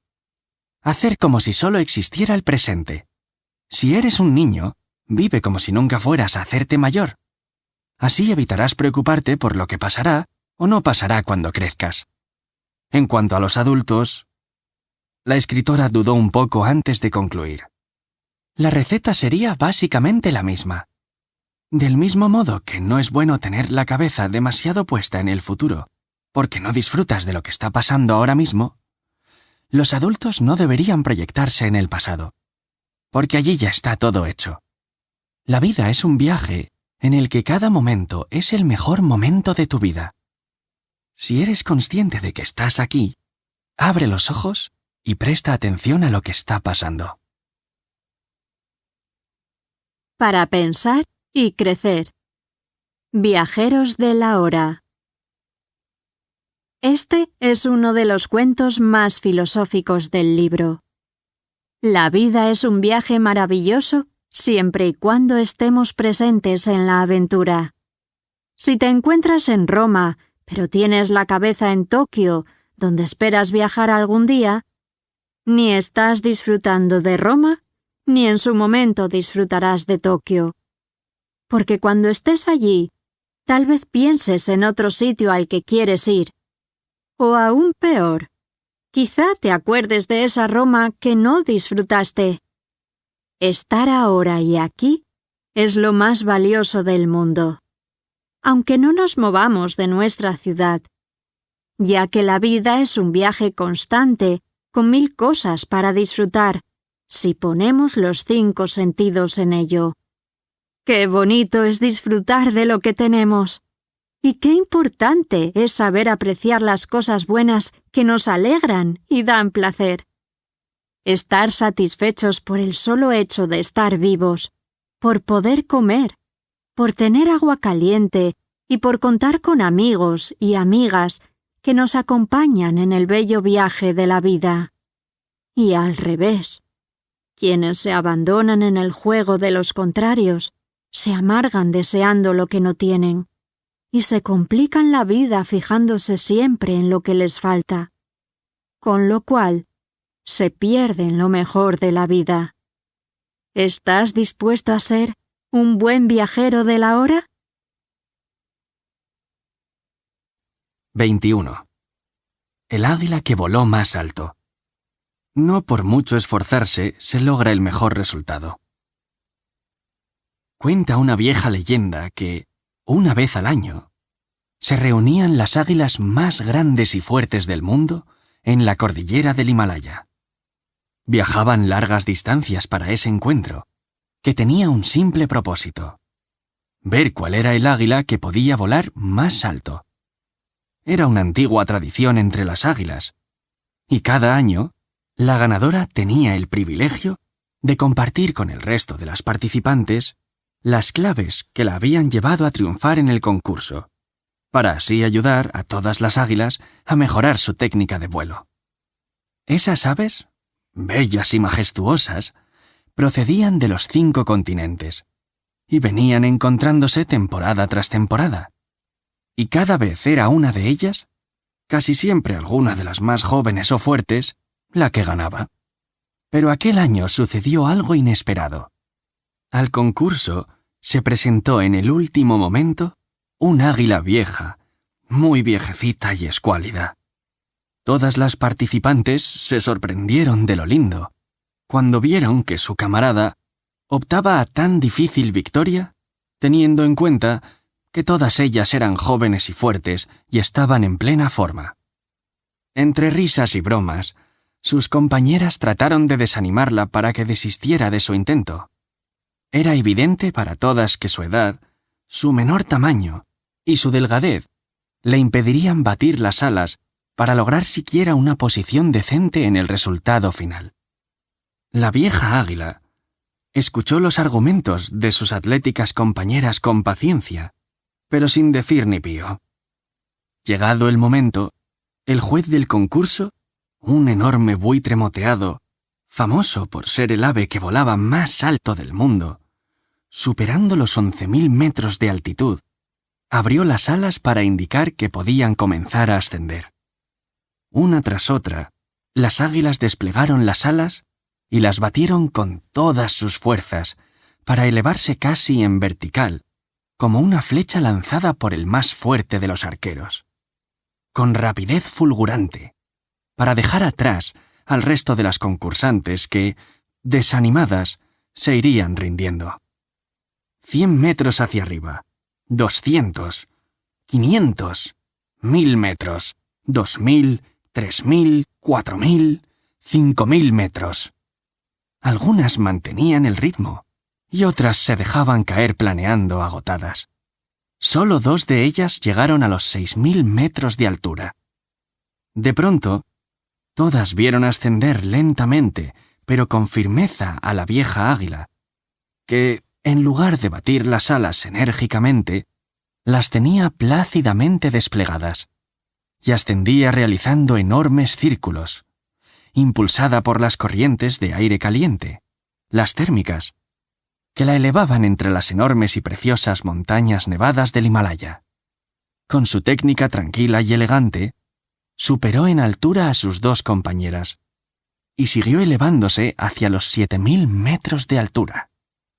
Las águilas más jóvenes, fuertes pero pesadas, no conocían la técnica que les habría permitido imitar a la que, sin duda, sería la ganadora de ese año. Se sabía que el águila vencedora del año anterior había logrado llegar a los 7000 metros. Eso sí, exhausta, agotada y apenas sin aliento. Sin embargo, para el asombro de todos, la vieja campeona superó de largo esa cifra. Llegó nada menos que a los 8000 metros de altitud, simplemente dejándose llevar por unas corrientes de aire infinitamente más potentes que la fuerza que podían generar las alas más enérgicas. No hubo duda, y el juez así lo certificó. La vieja águila, ligera de peso, experimentada y humilde, llegó con diferencia a lo más alto sin apenas desgaste físico, y disfrutando del vuelo y del concurso, como ninguna otra de sus compañeras estresadas, crispadas y agotadas. La victoria fue reconocida por unanimidad, y con una amplia ovación del resto de sus compañeras. Las burlas y la incredulidad iniciales dieron paso a un reconocimiento lleno de respeto y de admiración.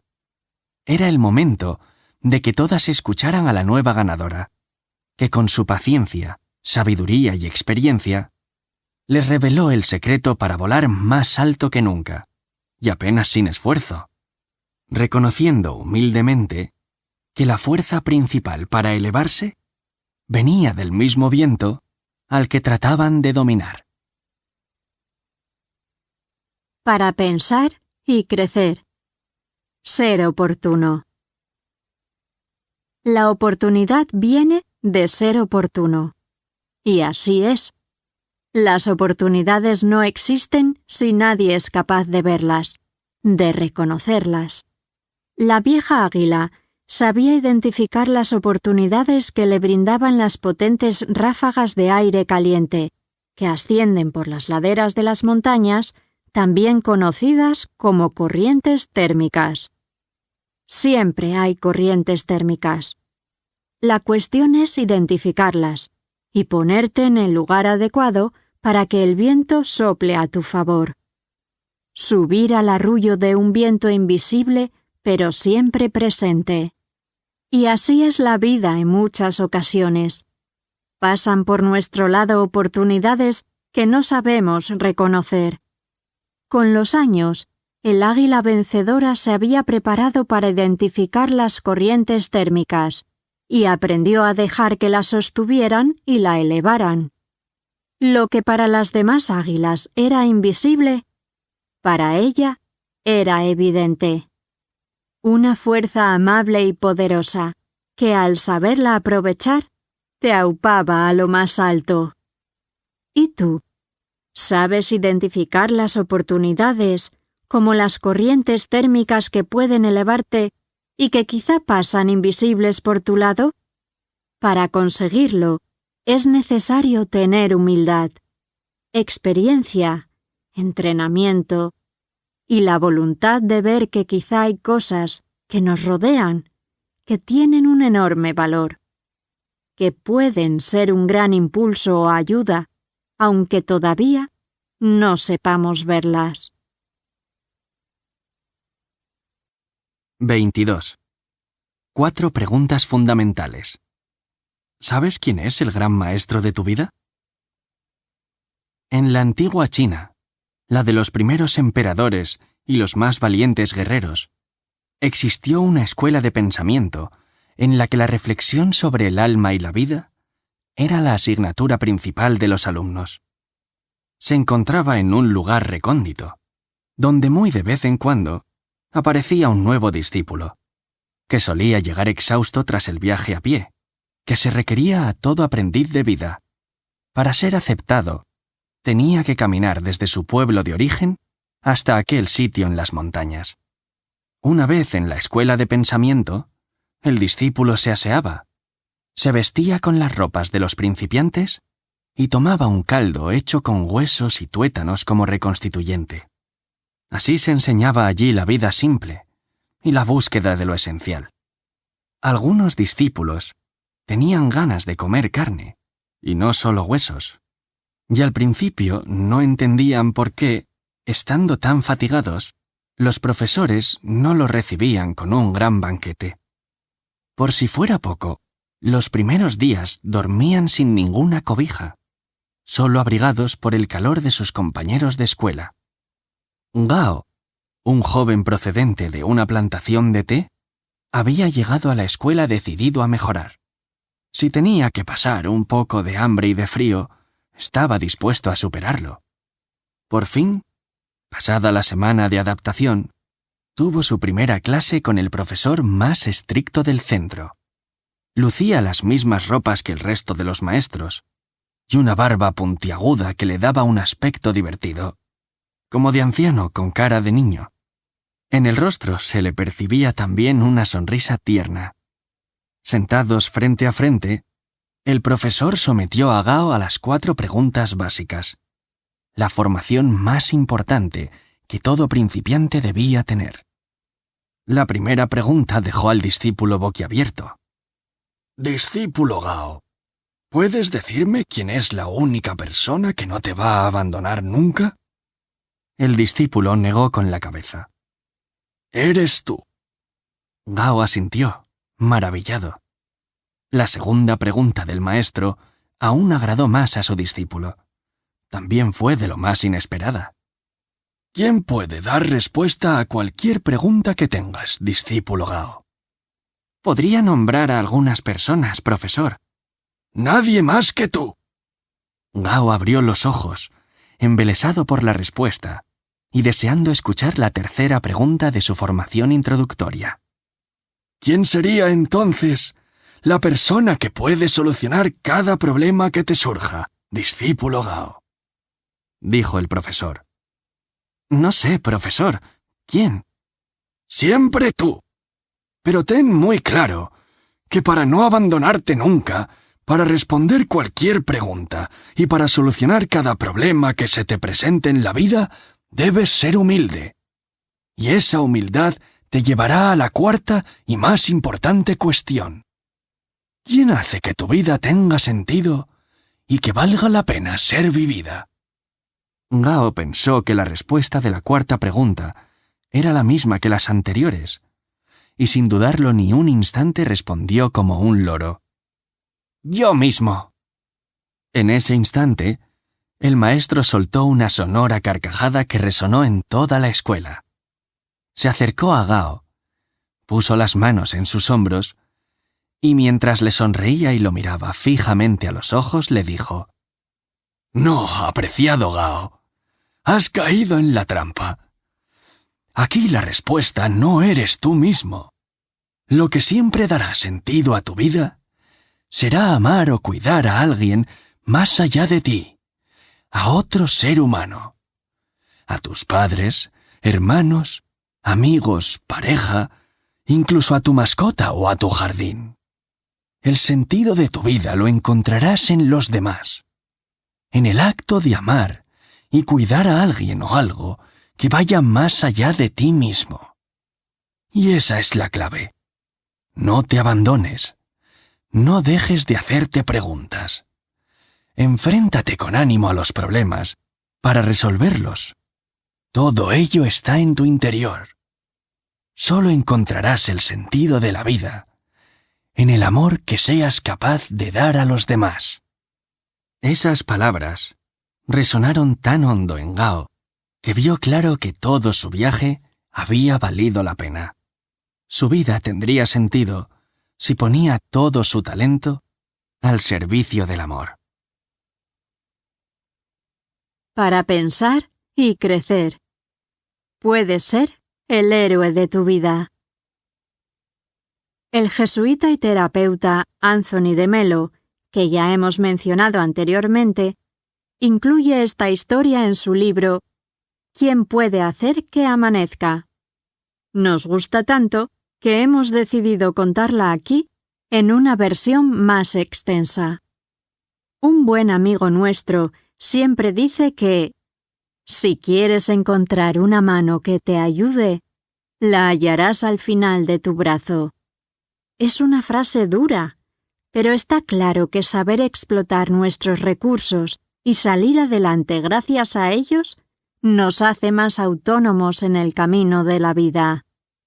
La responsabilidad, como indica la misma palabra, es la habilidad para responder. Quizá por esta razón, el sabio maestro de la Escuela del Buen Vivir revela a sus alumnos que si quieren transformar su existencia y resolver los desafíos que se les vayan presentando, tendrán que mirar siempre dentro de sí mismos para hallar las soluciones. Pero con esto no basta. Es necesario compartir esas respuestas, soluciones y experiencias con los demás, porque allí reside el sentido de la vida. Tal y como repetía nuestro gran y querido amigo Carlos Nesi, lo que des de ti se convertirá en tu riqueza. 23. Estate quieto ya. Parar, observar y encontrar. Era el día de su boda, y Juanjo estaba de lo más nervioso. Su mejor amigo lo tenía que llevar en coche a la iglesia, donde lo esperaban sus padres y el resto de los invitados.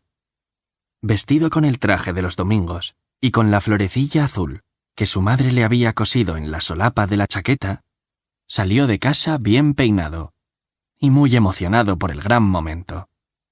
Se iba a casar con su novia, a la que conocía desde la escuela. No podía imaginar mayor felicidad que unirse a ella ante toda la gente que quería, pero eso mismo le hacía temblar como un flan.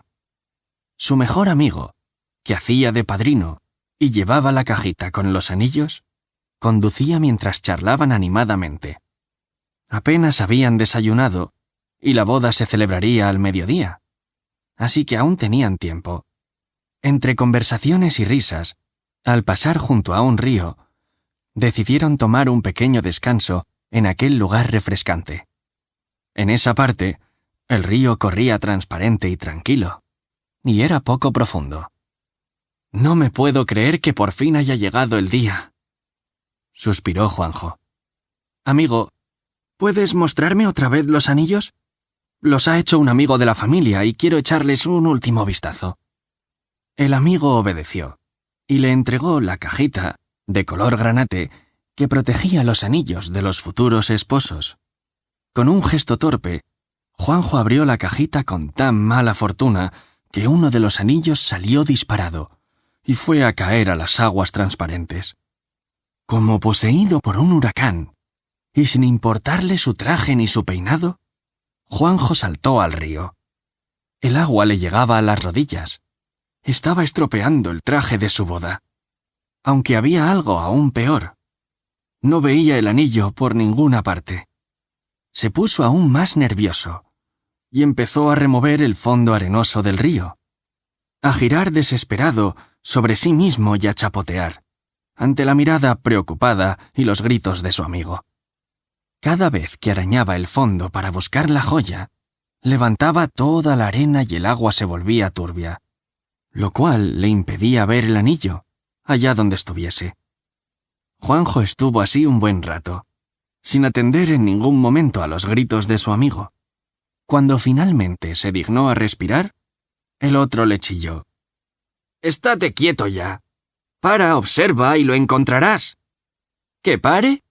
¿Se te olvida que me caso en 1 hora y no tenemos los anillos?» Juanjo no podía ni respirar. «Si te mueves, todo se mueve», puntualizó el amigo. Juanjo se calmó, y como él, las aguas recuperaron la tranquilidad. La arena se asentó en el fondo, y el agua volvió a ser transparente. Entonces el anillo perdido brilló, y Juanjo pudo rescatarlo con gran alivio. La serenidad le había permitido ver y encontrar lo que necesitaba. Para pensar y crecer. El arte de la serenidad. Hace unos años se hizo muy popular el dicho «Vísteme despacio que tengo prisa». Al parecer, esta expresión la solía emplear el emperador Napoleón para dirigirse a sus asistentes cuando lo vestían con sus trajes militares, tan complicados y tan cargados de medallas. Les pedía que fueran despacio para que no se equivocaran y no tuvieran que deshacer el trabajo hecho y repetirlo. ¿Cuántas veces cometemos errores por culpa de querer correr? La prisa suele ser una mala compañía por un motivo muy sencillo. Nos hace vivir de manera agitada. Y en esas condiciones resulta muy difícil concentrarse y hacer bien las cosas. La serenidad, la capacidad de mantenerse tranquilo en situaciones difíciles como la de este cuento, es la mejor receta para hallar una solución. Gracias a este valor, Juanjo finalmente pudo encontrar la alianza. Si hubiera seguido removiendo el fondo del río, el anillo se habría hundido cada vez más entre la arena hasta perderse. Lo mismo ocurre con nuestra vida.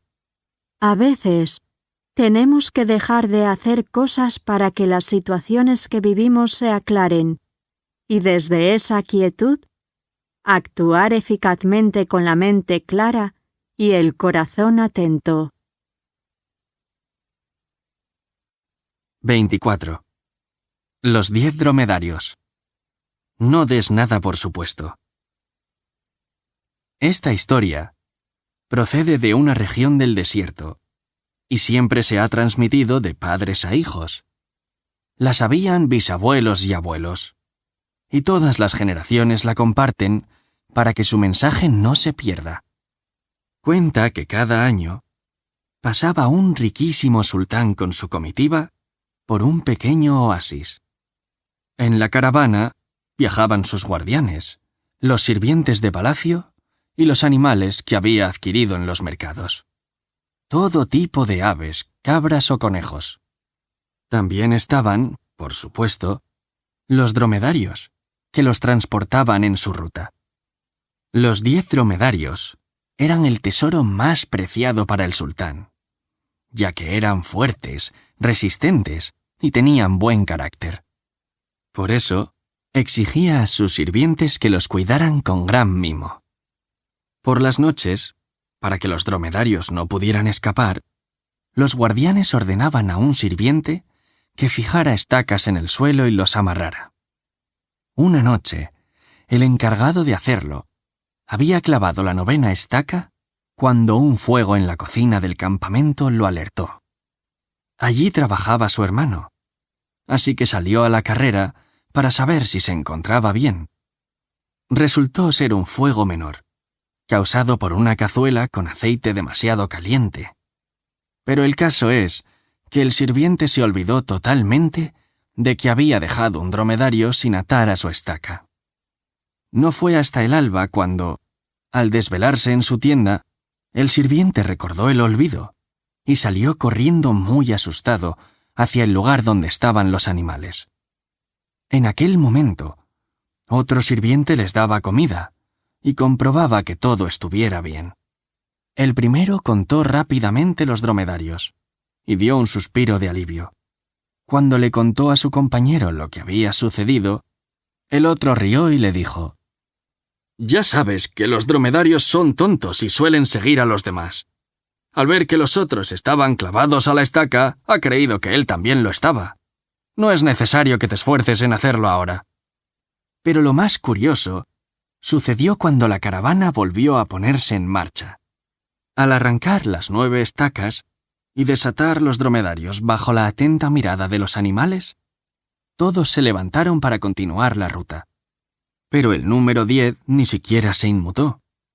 Seguía tumbado en la arena, mirando con preocupación cómo los otros se marchaban.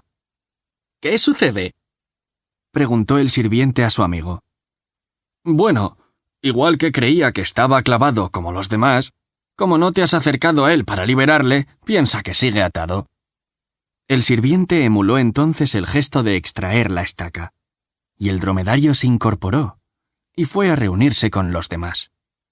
Siempre que cuentan esta historia, los padres preguntan a sus hijos si quieren ser como aquel dromedario, que creía estar encadenado porque los otros lo estaban, o bien comprobar por sí mismos hasta dónde pueden llegar. Todos los niños contestan que no quieren ser como los dromedarios. En tal caso, nunca dejéis de mirar, escuchar y probar. Les dice quien les cuenta esta historia. Solo sabréis por vosotros mismos a dónde os lleva vuestra libertad. Para pensar y crecer. La estaca invisible.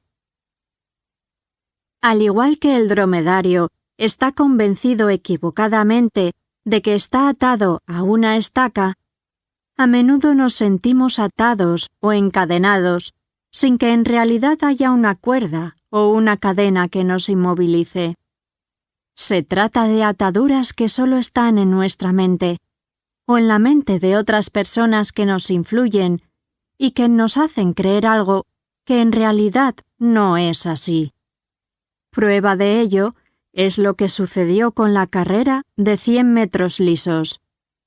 Hasta que el primer corredor no logró bajar de los 10 segundos, cosa que consiguió el estadounidense Jim Himes en 1968, todo el mundo creía que era imposible superar la mítica barrera de los 10 segundos. Esa creencia era la estaca que tenía clavados a todos los atletas.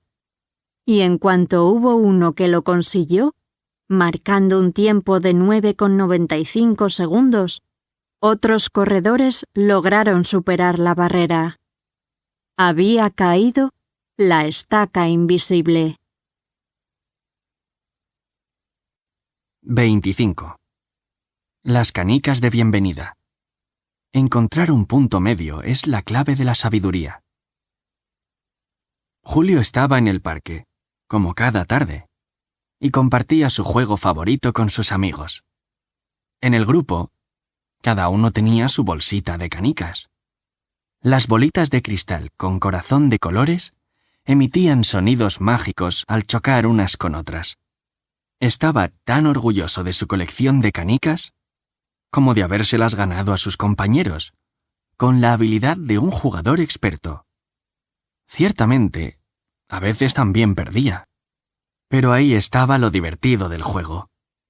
En la escuela, el recreo era el momento de intercambiar y negociar, para conseguir la pieza más bonita y extraña para la colección de cada uno. Se emocionaban tanto con ese pequeño comercio, que apenas les daba tiempo de comerse el bocadillo. Tan ocupados estaban con sus bolitas. El día que llegó un nuevo compañero a la escuela y mostró interés en unirse al club de los jugadores de canicas, el grupo lo aceptó con amabilidad. El niño, sin embargo, iba con su bolsita medio vacía. Según él, en su anterior escuela nadie quería jugar.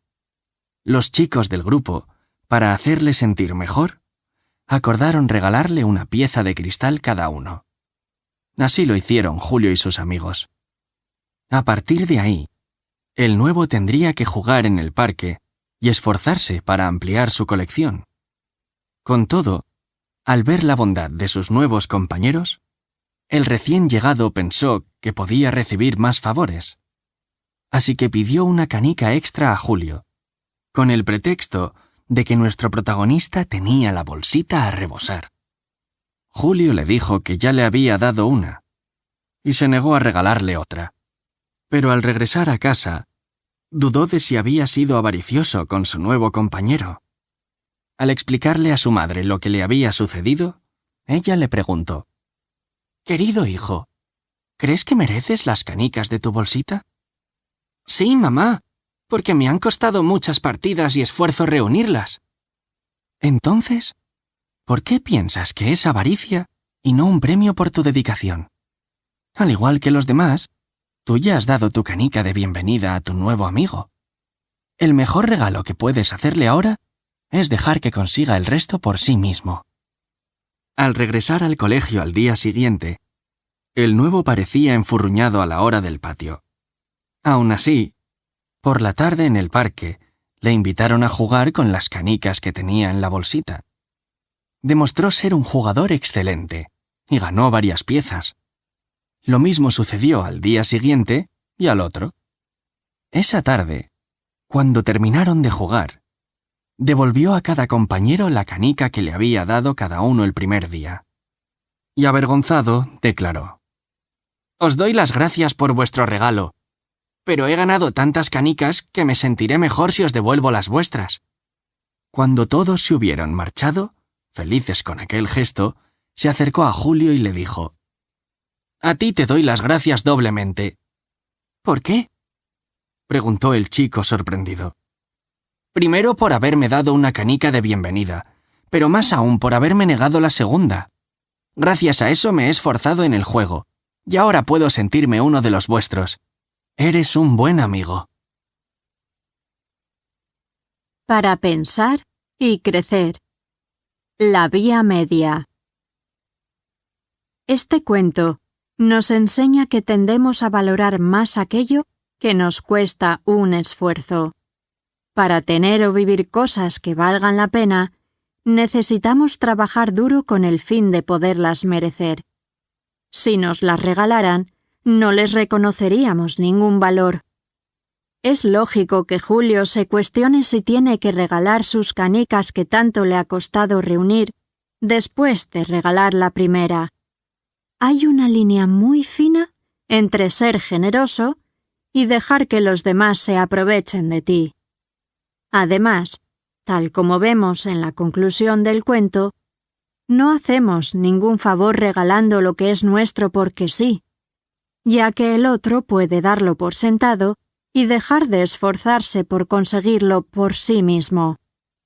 Por otra parte, cuando se establecen esta clase de relaciones en las que unos se aprovechan de otros, deja de haber igualdad. Buda decía que hay que elegir preferentemente la vía media. Si Julio se hubiera negado a dar la primera canica como sus compañeros, habría pecado de tacaño. Pero si inmediatamente después hubiese regalado la segunda, entonces habría sido un ingenuo. 26. El saco de plumas. Lo hecho está, pero sirve para mejorar.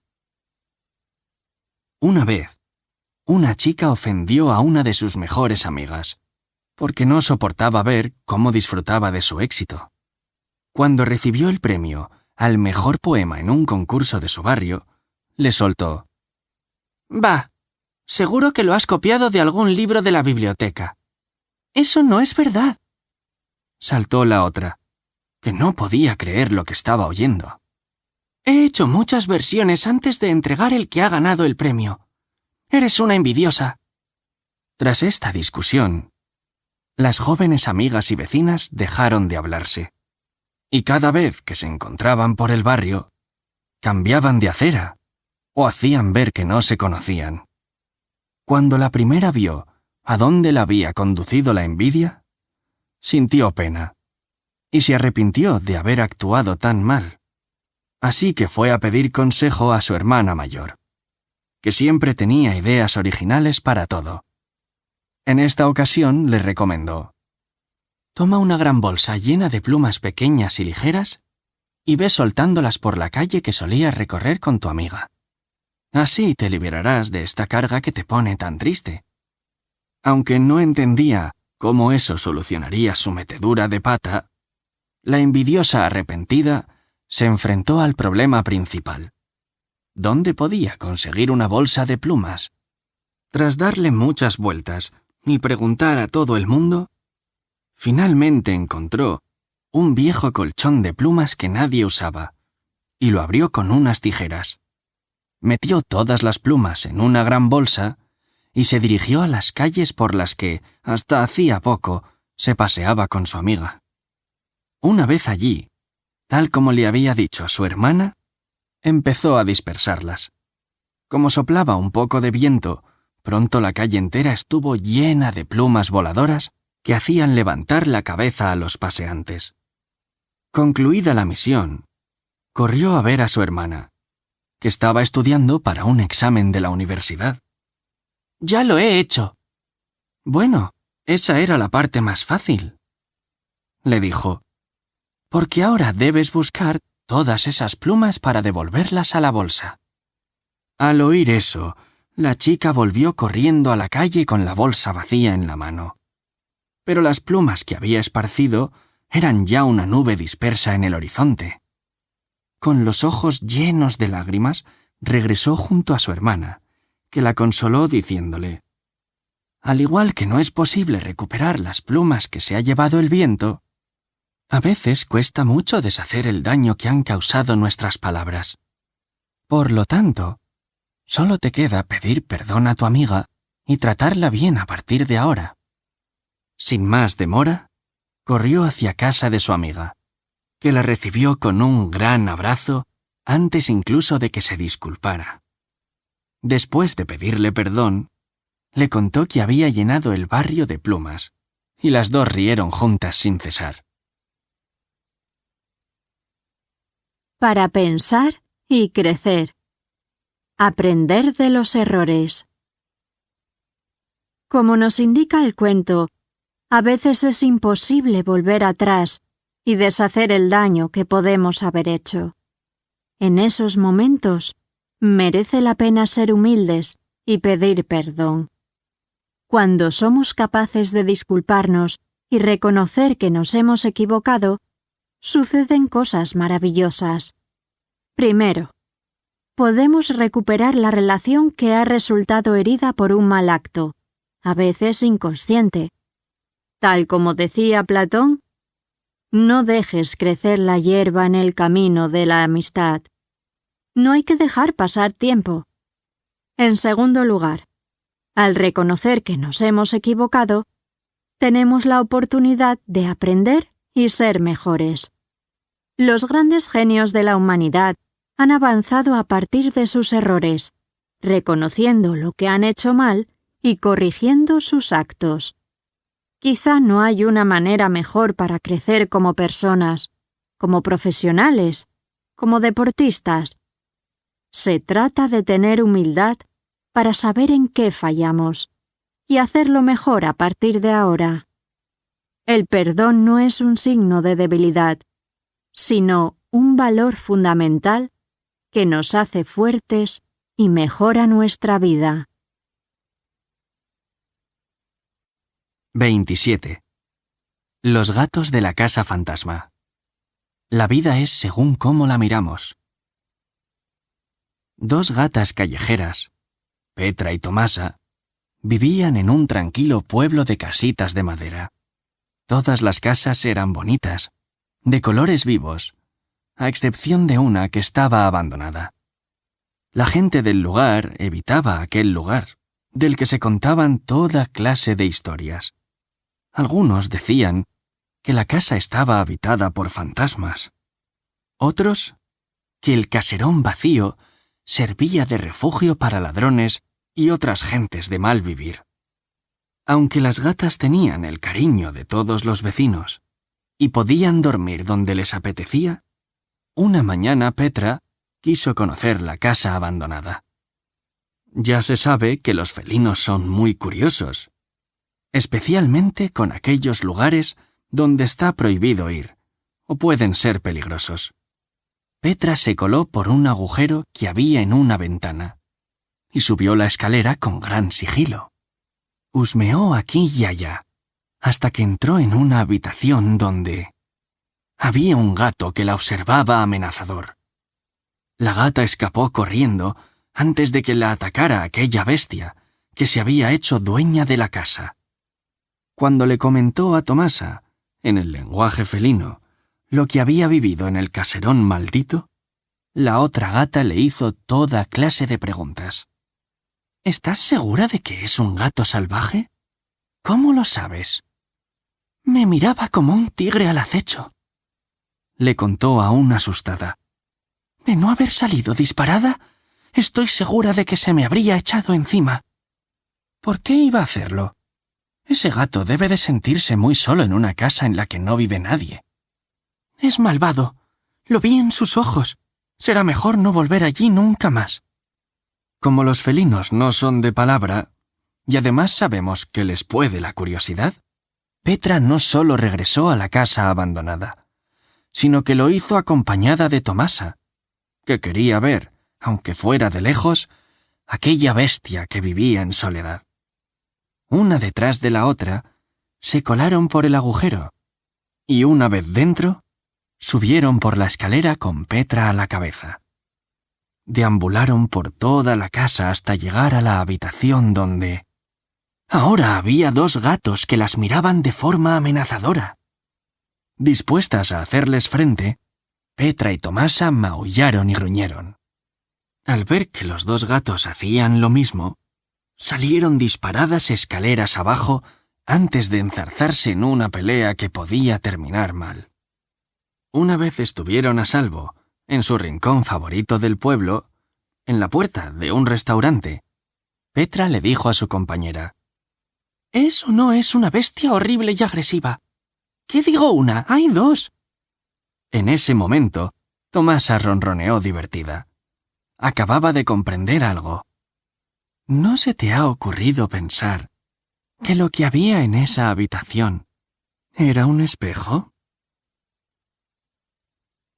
Para pensar y crecer.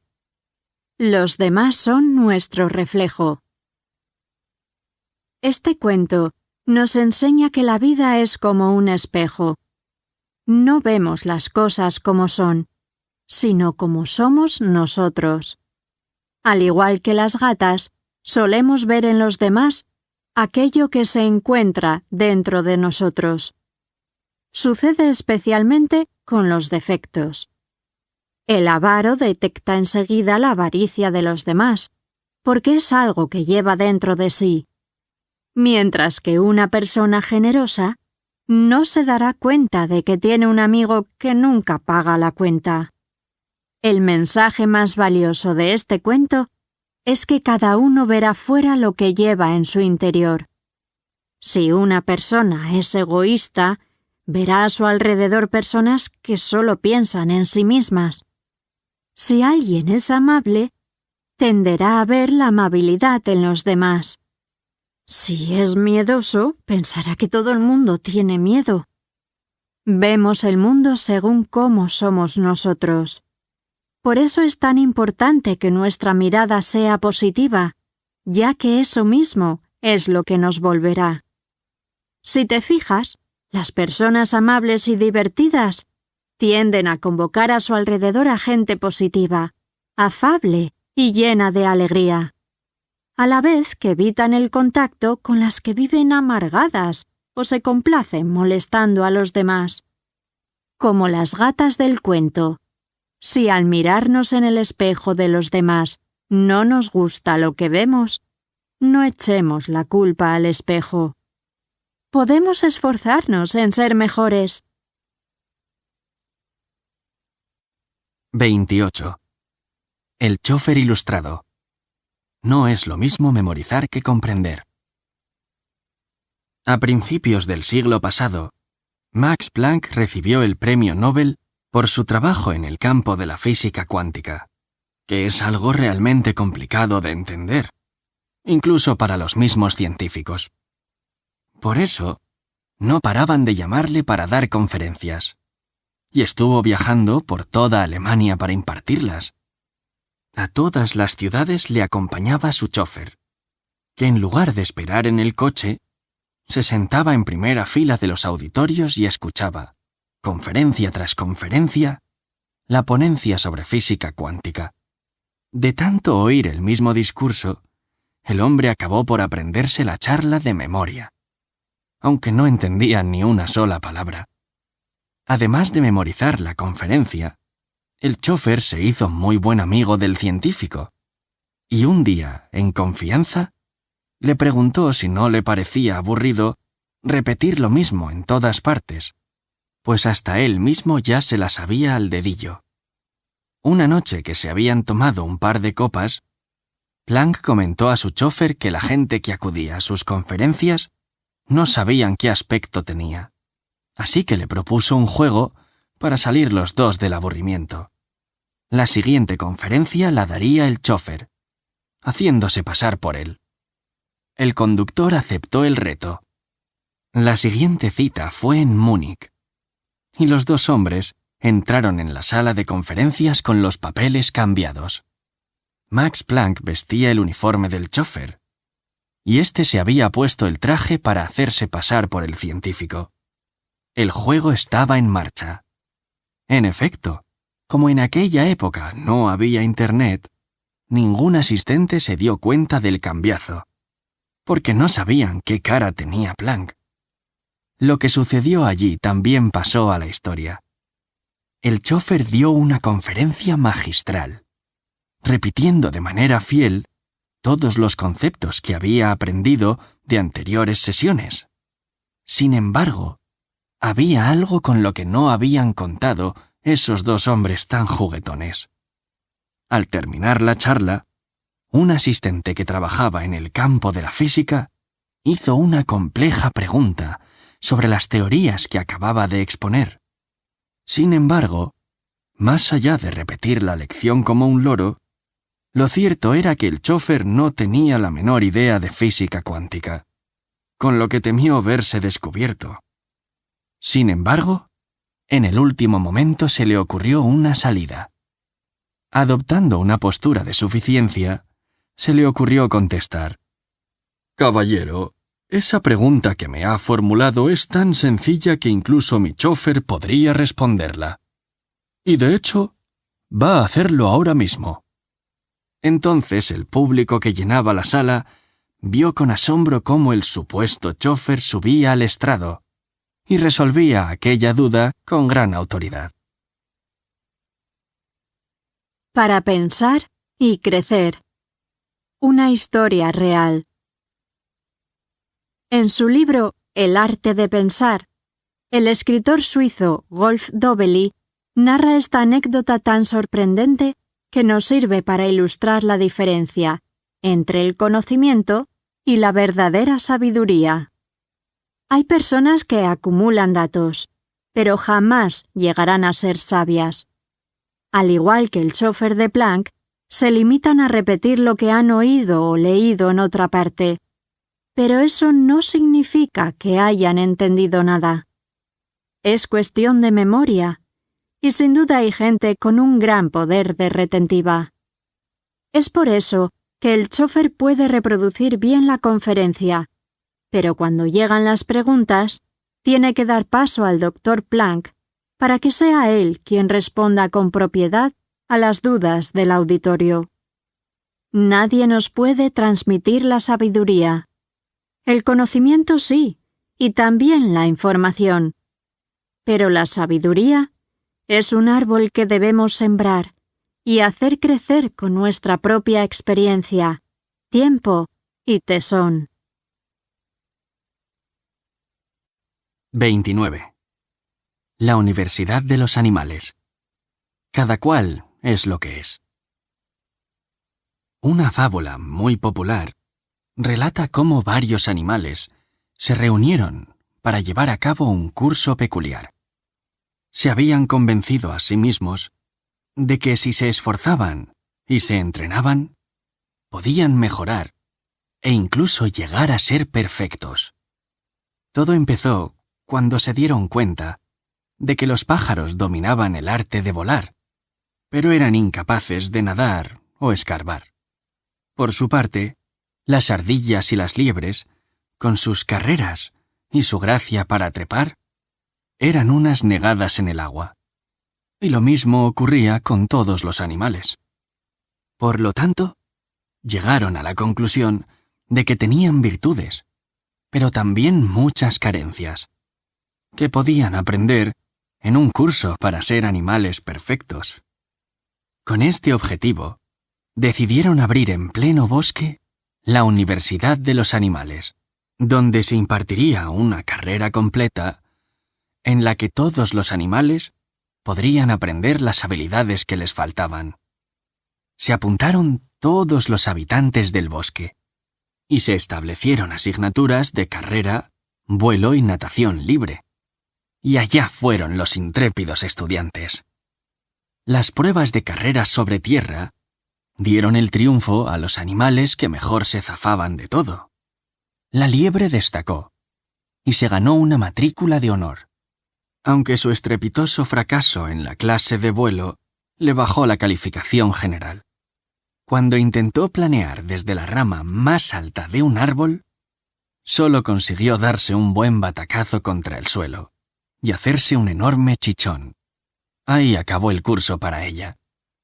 El pájaro corrió una suerte similar cuando se empecinó en cavar y escarbar. Tras llenarse de tierra inútilmente, suspendió la excavación y ni siquiera pudo remontar el vuelo. Y corrió aún peor suerte en la asignatura de nado, de la que estuvo a punto de no salir con vida. Después de tantos fracasos estrepitosos, los animales se reunieron de nuevo en asamblea para analizar la situación. Tras escuchar todos los accidentes que se habían producido, la lechuza más vieja del bosque tomó la palabra y dijo: Amigos, lo que nos ha demostrado la Universidad de los Animales es que es absurdo tratar de ser perfectos. Al fin y al cabo, un pájaro es un pájaro, una liebre es una liebre y un salmón será siempre un salmón. Más vale que cada cual acepte lo que es y lo que no es, que perder la vida tratando de ser lo que no somos. Para pensar y crecer. Sé tú mismo. Qué tranquilizador es aceptarnos tal y como somos. Si nos comparamos con nuestros semejantes, perderemos, ya que siempre encontraremos algo mejor en la otra persona. ¿Y si en lugar de fijarnos en los demás, nos fijamos en aquello que nos hace únicos? Cada persona, como cada animal del bosque, tiene sus virtudes y sus carencias, sus talentos y sus puntos débiles. Einstein y Madame Curie eran muy buenos en ciencias, pero seguramente se les daban mal otras cosas. Ser extraordinarios en todo es imposible. Por eso, la opción más inteligente es apreciar las bondades que tenemos cada uno de nosotros. Y lo mismo sucede con nuestra mirada sobre los demás. Te propongo que lleves a cabo un ejercicio para entrenar tu mirada apreciativa. Se trata de fijarse en las cosas buenas que tiene cada persona y subrayarlas, valorarlas, reconocerlas y decírselas. Procura hacerlo durante unos días. Así harás muy felices a los demás y los ayudarás a desarrollar aún más su potencial. Hay adultos que se pasan la vida queriendo ser lo que no son. ¿No sería mucho más fácil ver lo bueno que poseemos sin forzarnos a cambiar? Un salmón será siempre un salmón, como dice la lechuza. y contemplarlo nadar río arriba es un milagro y una maravilla. 30. La oración del monje. Todo cambio empieza por uno mismo. Sentado frente a una fuente de piedra, un anciano monje italiano meditaba sobre lo que había sido su vida. Aquel día estaba más reflexivo y serio que de costumbre, y no paraba de dar vueltas al claustro y de reflexionar entre pensamientos. Al ver la pesadumbre del religioso, el prior se le acercó y le preguntó qué era aquello que le preocupaba. Hace un tiempo que pienso en lo que he pedido en mis oraciones durante toda mi existencia. ¿Y qué es, Braulio? Me he dado cuenta de que la plegaria siempre ha sido la misma y no ha logrado cambiar nada. Por eso siento que he fracasado, prior. ¿Puedes explicarte mejor? Lo intentaré. De más joven fui rebelde, y siempre pedía tener fuerzas para poder transformar el mundo. ¿Y lo lograste? Preguntó el prior. No, contestó Braulio apenado. Cuando llegué a la edad adulta, me di cuenta de que el mundo seguía siendo lo que era. Así que cambié mi rezo. Pedía poder transformar a la gente cercana, aunque solo fueran los amigos y mi familia. Muy complicado, comentó el prior. En efecto, es eso lo que ahora me pesa, que soy viejo y veo que he sido estúpido, porque mi oración tendría que haber sido siempre la misma, una sola. ¿Cuál debería haber sido? Se interesó el prior. Braulio juntó las manos y rezó. Te ruego que me des fuerzas para cambiarme a mí mismo. Todos pensamos en transformar la humanidad o a las personas que tenemos a nuestro alrededor. Y casi nadie cae en la cuenta de que debemos empezar por nosotros mismos. Tras pasar unos instantes cavilando en silencio frente a la fuente, el monje concluyó. Me doy cuenta demasiado tarde de que, si hubiera orado de esta manera desde el principio, ahora no sentiría que he malgastado tantos años de mi vida. La sabiduría es como una semilla, lo tranquilizó el prior, y necesita su tiempo para madurar dentro de ti. Da igual cuántos años hayamos estado equivocados, si al final llegamos a comprender lo esencial. Una sola hora de luz compensa una vida entera a oscuras. Da gracias por saber ahora que lo único que debe cambiar eres tú mismo, querido Braulio. Para pensar y crecer. Eres arquitecto de ti mismo.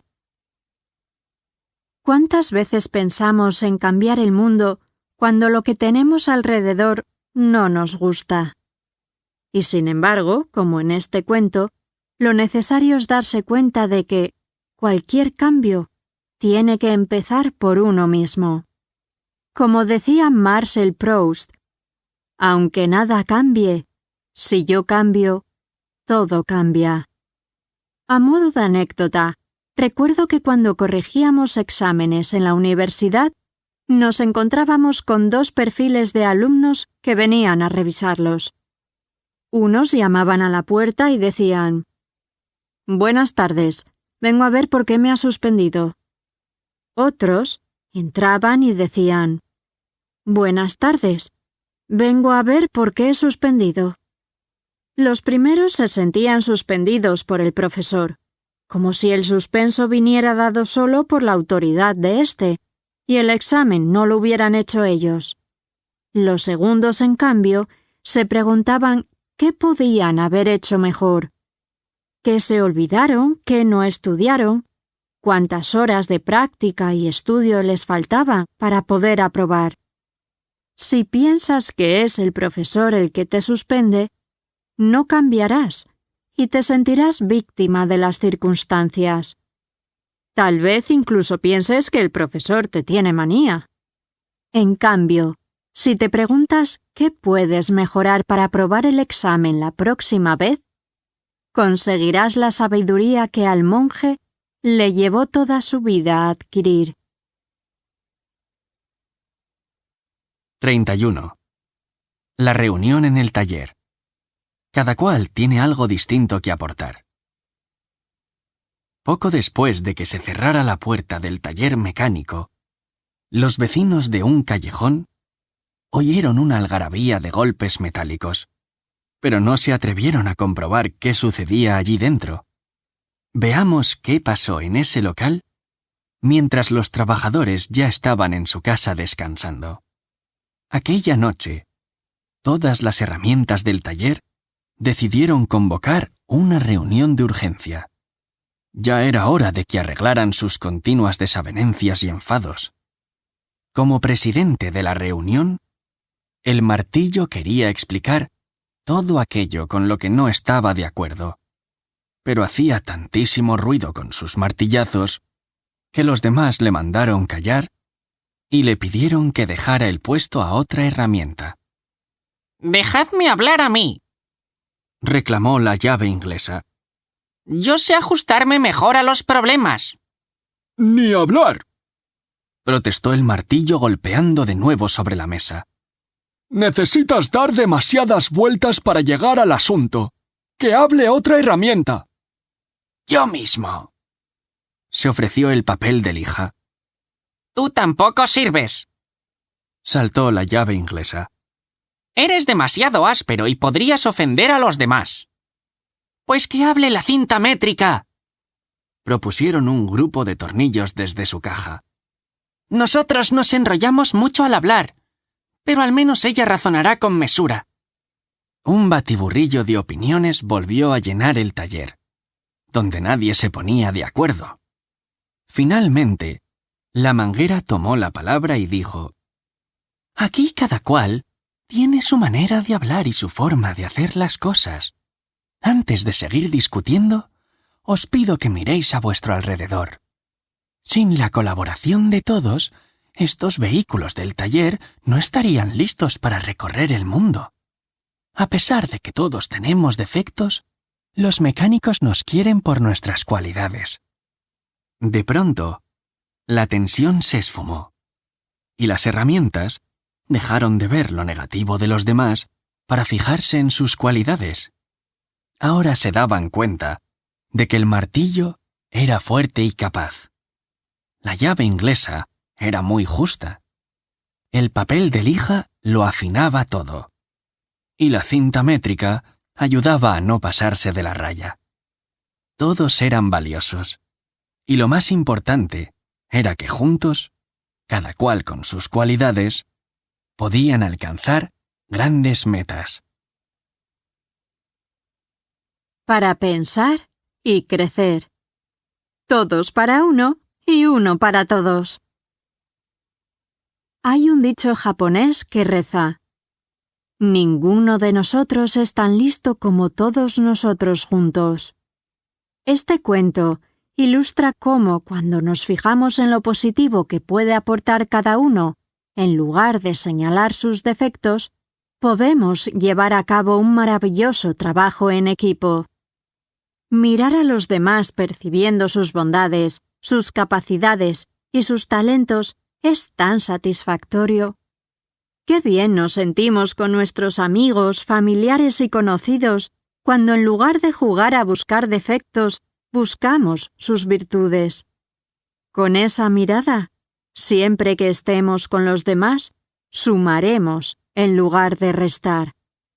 Imagina un equipo de fútbol en el que el delantero criticara al portero por no meter goles, o el central acusara al defensa de no organizar el juego. ¿Ganaría muchos partidos un equipo así? Seguro que no.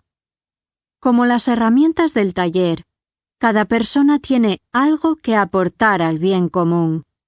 Se trata de apreciar en lugar de criticar, de unir fuerzas como los mosqueteros y D'Artagnan, que gritaban: «Todos para uno y uno para todos.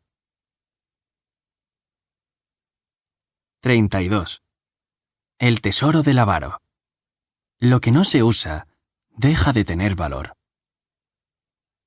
Érase una vez un hombre tan avaro que tardó 20 años de su vida en decidir si debía desprenderse de algunos de sus objetos más valiosos, vendiéndolos, por supuesto.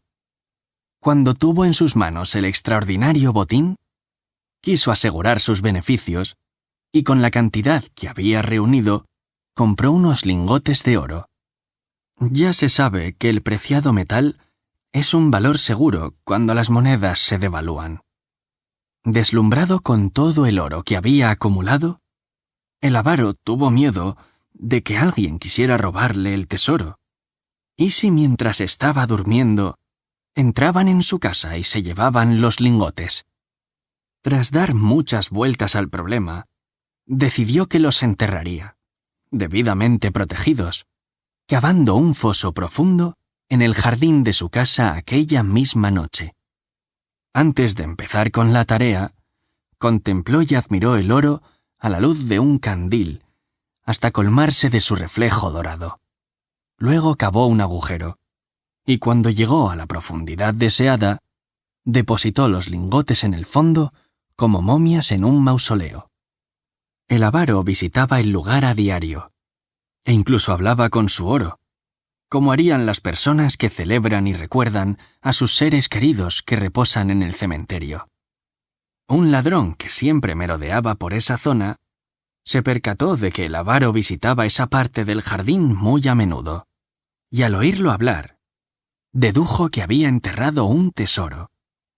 Esperó a que el hombre tacaño se acostara y a la luz de la luna, y ayudándose de una pala, desenterró los lingotes de oro en un pispás y se los robó. A la mañana siguiente, tras notar que la tierra de aquel rincón del jardín estaba removida, el avaro se temió lo peor. Se aplicó con furia a desenterrar su tesoro, y al darse cuenta de que el agujero estaba vacío, lloró y se lamentó como un niño que ha perdido todos sus juguetes. Cabizbajo y rabioso, mientras daba vueltas por el barrio tratando de encontrar al ladrón, se topó con una anciana bondadosa que siempre tenía un consejo o una palabra amable para todo el mundo. ¿Qué te ocurre, vecino? ¿A qué viene esta cara tan triste? Me he quedado sin mi tesoro. Lo guardé en un agujero bajo tierra, creyendo que así estaba a buen recaudo, pero se lo han llevado. Me siento tan desgraciado. La anciana, que sabía de la avaricia del hombre, le dijo con palabras dulces y serenas: Querido vecino, escucha lo que te diré y verás que este asunto no es para tanto. Si quieres volver a estar como antes, solo necesitas reemplazar el oro por unas cuantas piedras grandes. Imagina entonces que tus lingotes siguen allí. El efecto será el mismo, pues de todos modos, nunca le habrías dado uso al oro. En realidad, no habrás perdido nada. Para pensar y crecer. Un tesoro enterrado es como si no existiera. Como en el relato que acabamos de escuchar, hay personas que acumulan fortunas a lo largo de su vida y guardan el dinero en un banco sin que aporte nada a nadie. Es como si lo tuvieran enterrado en el jardín, igual que el avaro. Es un tesoro, sí, pero enterrado no sirve de nada. Solo le sirve al avaro para creerse rico cuando en realidad es alguien muy pobre. Tan pobre que, por imprudente y descuidado, lo pierde todo a manos de un ladrón, y se desespera porque ya no tiene a quién adorar. El dios del avaro es el oro. Imaginemos que la historia fuera diferente, y que ese avaro hubiera usado el oro para crear escuelas en el pueblo, dar trabajo a quien lo necesita, ayudar a las familias que no llegan a fin de mes. Entonces, ese oro tendría un valor inmenso porque mejoraría la vida de los demás. No es rico quien más tiene, sino quien a través de sus acciones deja huella para mejorar la vida de otras personas. Este cuento tiene, además, una segunda lectura que va más allá del dinero. Si posees un tesoro en forma de talento, pintar, escribir, algún deporte, no tiene ningún valor si lo entierras para ti mismo y no dejas que los demás puedan disfrutarlo. Ofrece lo mejor de ti al mundo y serás verdaderamente rico. 33. Los 3 vasos de agua. La importancia de tener amplitud de miras. Caterina estaba harta de la quejica de Luna. Su amiga no paraba de lamentarse y de protestar por todo. Cansada de oírla, una tarde se le ocurrió enseñarle una lección para hacerla reflexionar. Un sábado que estaban juntas en casa de Luna, Caterina le pidió que trajera un puñado de sal. Sin saber para qué la quería, Luna imaginó que iban a pasar una de esas tardes de chicas, en las que se elaboran mascarillas de belleza mientras se cuentan las penas. Pero Caterina estaba hasta la coronilla de las penas. En lugar de añadir miel y limón a la sal para aplicarla en el rostro, como había supuesto Luna, Caterina le pidió a su amiga que vertiera el puñado de sal en un vaso de agua y que se lo bebiera. Con una evidente cara de asco, Luna se echó para atrás. Sin embargo, su amiga la convenció de que debía hacerlo porque de otro modo no podrían seguir con el juego. Tras beber el contenido del vaso, Caterina le preguntó: «¿Cómo sabe el agua?» «¿Cómo va a saber?», repitió Luna. «Salada y asquerosa». Intentando no reírse, Caterina le insistió para que bebiera de nuevo. Pero esta vez lo harían de otra manera. En lugar de echar la sal en un vaso, le pidió que la arrojara en un gran depósito de agua purificada que había en la cocina. Luna levantó la tapa superior del depósito, tal como le pedía, y echó el puñado de sal en el agua. Luego cogió el mismo vaso, abrió el grifo y lo llenó. «¿Cómo sabe ahora?», preguntó Caterina, cuando su amiga hubo dado un sorbo de aquel segundo vaso de agua. «Mucho menos salada, pero aún no es buena del todo». «Perfecto. Imagínate ahora que cogemos otro puñado de sal como este y lo tiramos en un río por el que corre agua pura, y que luego llenas allí el vaso y te tomas un tercer trago de agua. ¿Cómo sabría?».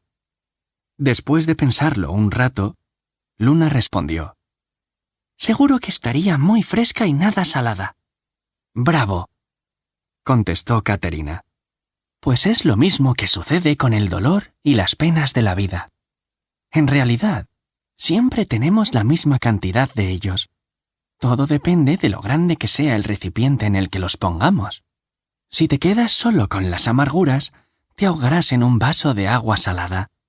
Pero si te das cuenta de que en el mundo la belleza fluye como el agua fresca, la sal se disolverá en el frescor del río y ni siquiera notarás su sabor». Para pensar y crecer.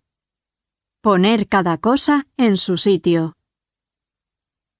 Hay personas que son una fuente de alegría y que incluso cuando viven momentos difíciles, ponen al mal tiempo buena cara y procuran hacer felices a los demás. No se recrean en los problemas como un disco rayado, dando vueltas al asunto y agobiando a quienes tienen a su alrededor con la misma canción cansina. Este cuento nos enseña a poner cada cosa en su lugar y a saber relativizar. Si nos damos cuenta de todas las cosas buenas que nos rodean, dejaremos de notar la sal que nos disgusta. ¿Verdad que resulta pesado aguantar a alguien que esté todo el día criticando a los demás? Quejándose por pequeñas cosas y mirando los defectos en lugar de las virtudes? Propongámonos no ser así.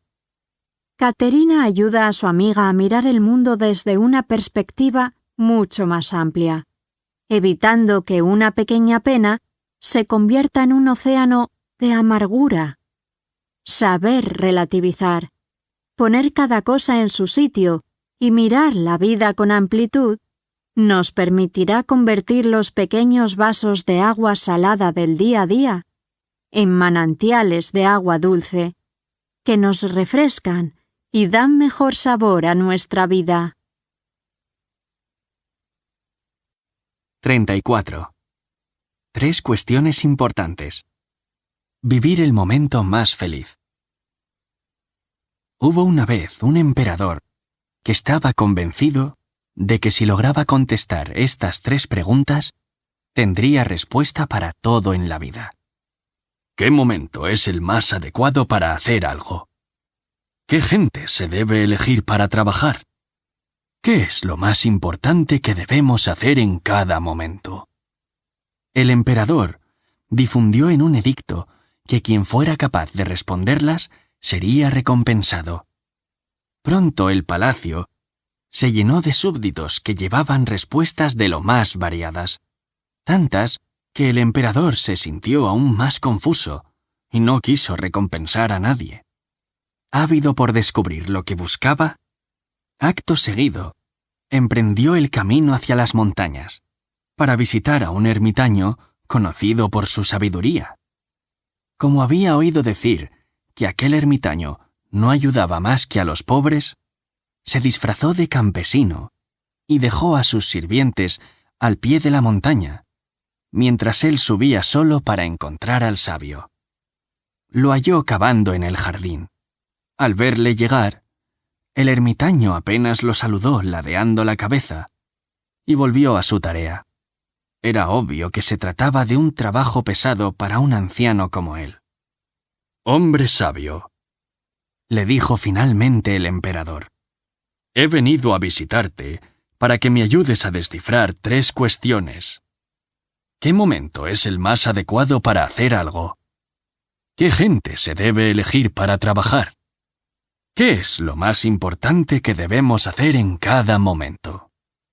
Como única respuesta, el eremita le puso la mano en el hombro, por lo que el emperador dedujo que el hombre estaba muy cansado. Por lo tanto, se ofreció a continuar su trabajo para dar una pausa al ermitaño. Tras 1 hora trabajando en el jardín, el emperador se detuvo y repitió las preguntas, pero el ermitaño tampoco le respondió. El emperador siguió con su labor hasta que se puso el sol. Entonces se dirigió de nuevo al ermitaño. «Te pido por favor que, si no puedes responder a mis preguntas, me lo digas ahora».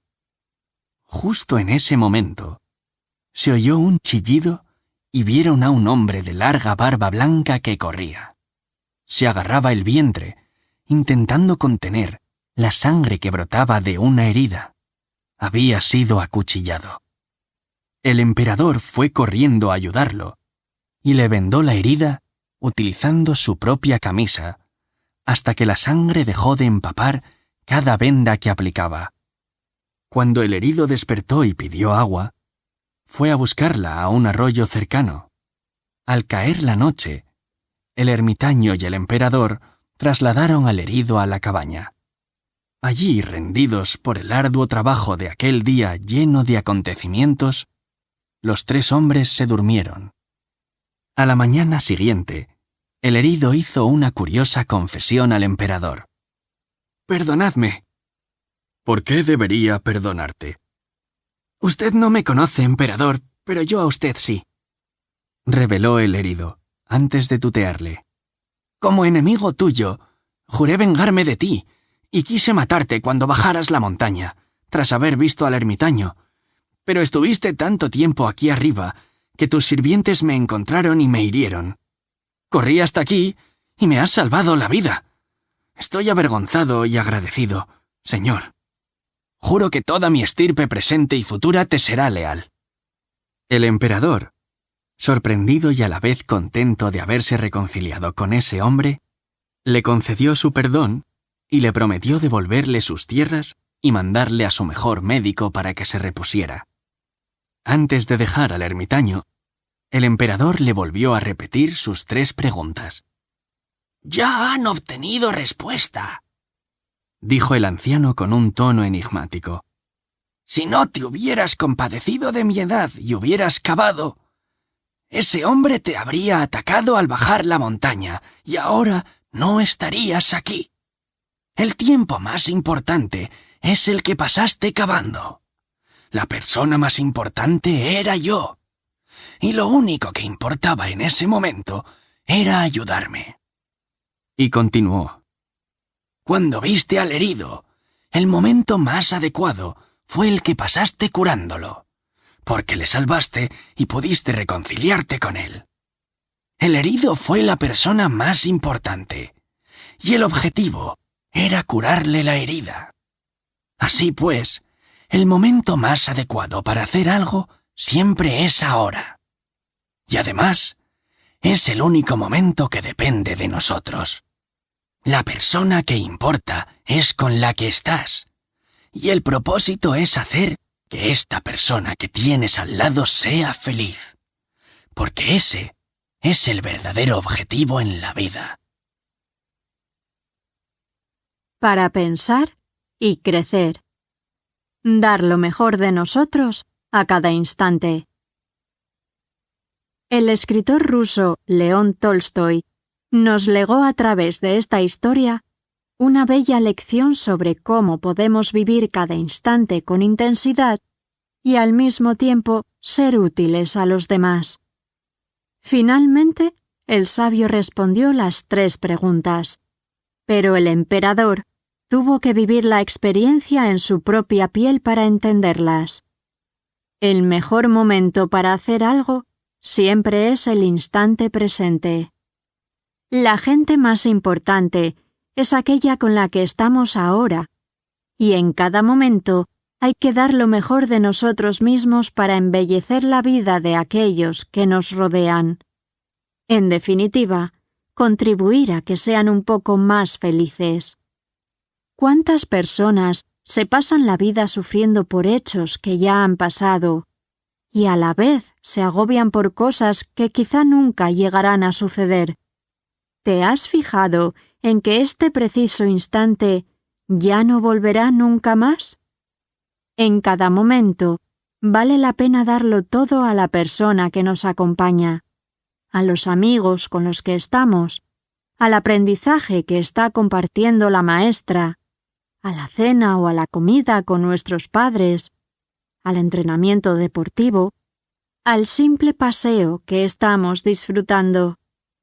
Si damos lo mejor de nosotros mismos en cada instante, no solo nos sentiremos dichosos, sino que nuestra vida florecerá. 35. Corazones cercanos. El amor pide estar cerca. En una familia numerosa, el hermano mayor se encargaba de cuidar a sus 3 hermanos menores. Cuando sus padres estaban fuera de casa, le tocaba a él contener sus rabietas y peleas, y eran 3 niños muy revoltosos. Después de cada discusión, los pequeños tardaban en hacer las paces, y muy especialmente Marcos, que era muy testarudo y orgulloso. Como el mayor estaba convencido de que castigarlos no serviría para calmar las aguas, tras una trifulca muy fuerte, decidió reunirlos con el pretexto de hacer un juego de preguntas. Los niños, que por naturaleza eran muy curiosos, se sumaron contentos a la actividad. ¿Por qué creéis que la gente se grita cuando se enfada?, preguntó el hermano mayor. «Gritamos para que el otro nos oiga y sepa que nos está molestando», contestó uno. «Pero si el otro está frente a ti, te puede oír y no hace falta que le grites, ¿no?». El comentario hizo pensar a los 3 chicos, que no supieron qué contestar. Entonces el hermano mayor siguió. «Yo os explicaré lo que pasa. Cuando nos enfadamos con otra persona, Nuestros corazones se separan y se alejan mucho, cada vez más. De ahí que para alcanzar al otro y cubrir esa distancia tengamos que gritar. Es como si cada uno estuviéramos a un lado de un barranco. Y de hecho, cuanto más nos enfadamos, más lejos nos encontramos y más tendremos que alzar la voz. Los niños se quedaron muy callados y se miraron entre sí. El hermano mayor les preguntó: ¿Os habéis fijado en que mamá y papá se hablan con suavidad? Eso es porque están enamorados y sus corazones se encuentran muy cerca. No hay casi distancia entre ellos. Los 3 niños seguían observando y escuchando, totalmente embelesados. Y están tan enamorados que a veces incluso se susurran cuando hablan, o solo necesitan mirarse para entenderse. Continuó el hermano mayor. Imaginad qué cerca están las personas cuando se quieren. Así que la próxima vez que os peleéis, no permitáis que vuestros corazones se alejen, ni uséis palabras demasiado duras que solo sirven para poner más distancia. Sed cariñosos y mantened los corazones cerca. Así no necesitaréis volver a gritar. Para pensar y crecer. Amar es cuidar. ¿Cuántos amores y amistades quedan heridos por un grito fuera de lugar? ¿Por una mala palabra dicha cuando no hacía falta? ¿O por un gesto de desprecio vehemente? Una expresión grosera o una voz con más volumen del necesario pueden romper la confianza y el corazón de la persona a la que se dirigen. Nada es pequeño en el amor ni en la amistad. Ambos se nutren del cuidado por los detalles. Amar es cuidar, sin duda. Y en ese ejercicio también debemos cuidar siempre la manera de comunicarnos con nuestros seres amados, sin dejar que nuestros corazones se alejen. Las palabras duras y mal expresadas pueden generar una brecha, un abismo entre 2 personas que se quieren, y a medida que la distancia se vuelve más grande, ese abismo nos resulta más difícil de cruzar. En el amor las formas son muy importantes, porque aunque sea la energía más fuerte del universo, a la vez es muy frágil y huidiza. Si deseamos mantener cerca a las personas que amamos, debemos hablarles al oído, con delicadeza y ternura. Epílogo. Felicidad y valores. No prediques. Tu hijo te está mirando. Más allá de las palabras, los valores se transmiten a partir de la observación de los comportamientos. Nuestras hijas e hijos aprenden más por lo que ven que por lo que decimos. Y los valores se transmiten no solo hablando, sino especialmente haciendo día a día. Los valores se viven y se integran en esa vivencia. En resumen, las cosas no se dicen, se hacen, porque al hacerlas hablan por sí solas. La pregunta es, ¿por qué los valores pueden llevarnos a una vida más plena y feliz? Y la respuesta la queremos dar con unas cuantas cuestiones para la reflexión. ¿Acaso no aprendemos a vivir mejor cuando tenemos la humildad de aprender de los errores y a partir de ellos mejorar la calidad de nuestras relaciones, actos y vida? ¿Acaso no nos sentimos mejor cuando el respeto prevalece en nuestras relaciones y la confianza y el compromiso surgen naturalmente debido a este respeto?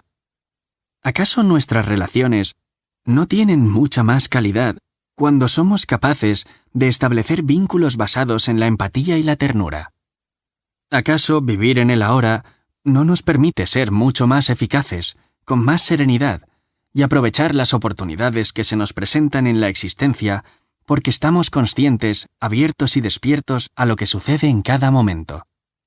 ¿Acaso saber pedir perdón a tiempo y de manera adecuada no nos permite reconstruir relaciones que siempre hemos valorado y apreciado? ¿Acaso cuidar el detalle no nos permite crear procesos y resultados de mucha mayor calidad para mejorar nuestra vida día a día?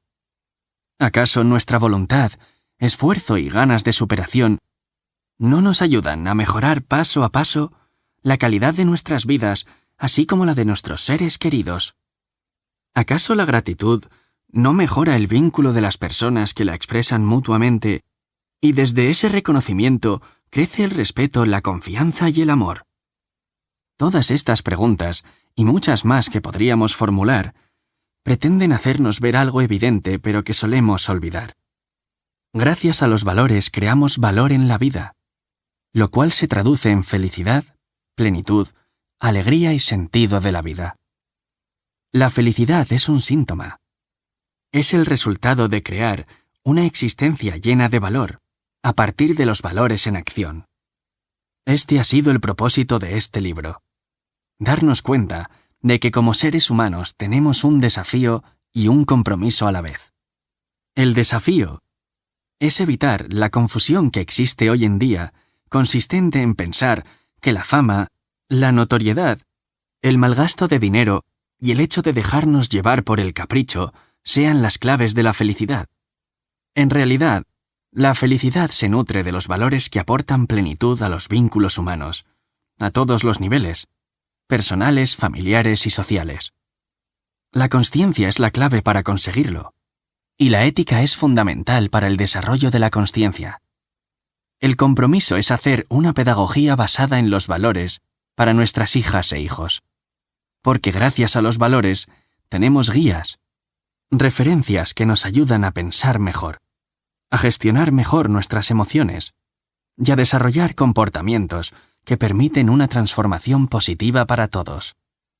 Los valores, por lo tanto, son guía, pero también son horizonte. Nos mejoran día a día y a la vez nos hacen ser mejores personas, profesionales y ciudadanos en el presente y en el futuro. Una sociedad sin valores está condenada a la destrucción, porque en realidad es la miseria moral la que crea la miseria económica y social. Practicar los valores día a día nos mejorará personalmente y también mejorará nuestros vínculos, nuestras familias y nuestra vida. Si nuestras hijas e hijos viven en un entorno donde hay respeto, confianza, compromiso, presencia, gratitud, empatía, generosidad, ternura, ecuanimidad, responsabilidad y tantos otros valores esenciales, serán sin duda mucho más conscientes, humanos y felices. Y ese es nuestro deseo. Ojalá este libro sea una pequeña semilla que permita que la felicidad florezca en vuestra vida y en la de vuestras familias, creciendo sobre una tierra fértil gracias a los valores. Esperamos que hayas disfrutado de Cuentos para niñas y niños felices, de Alex Rovira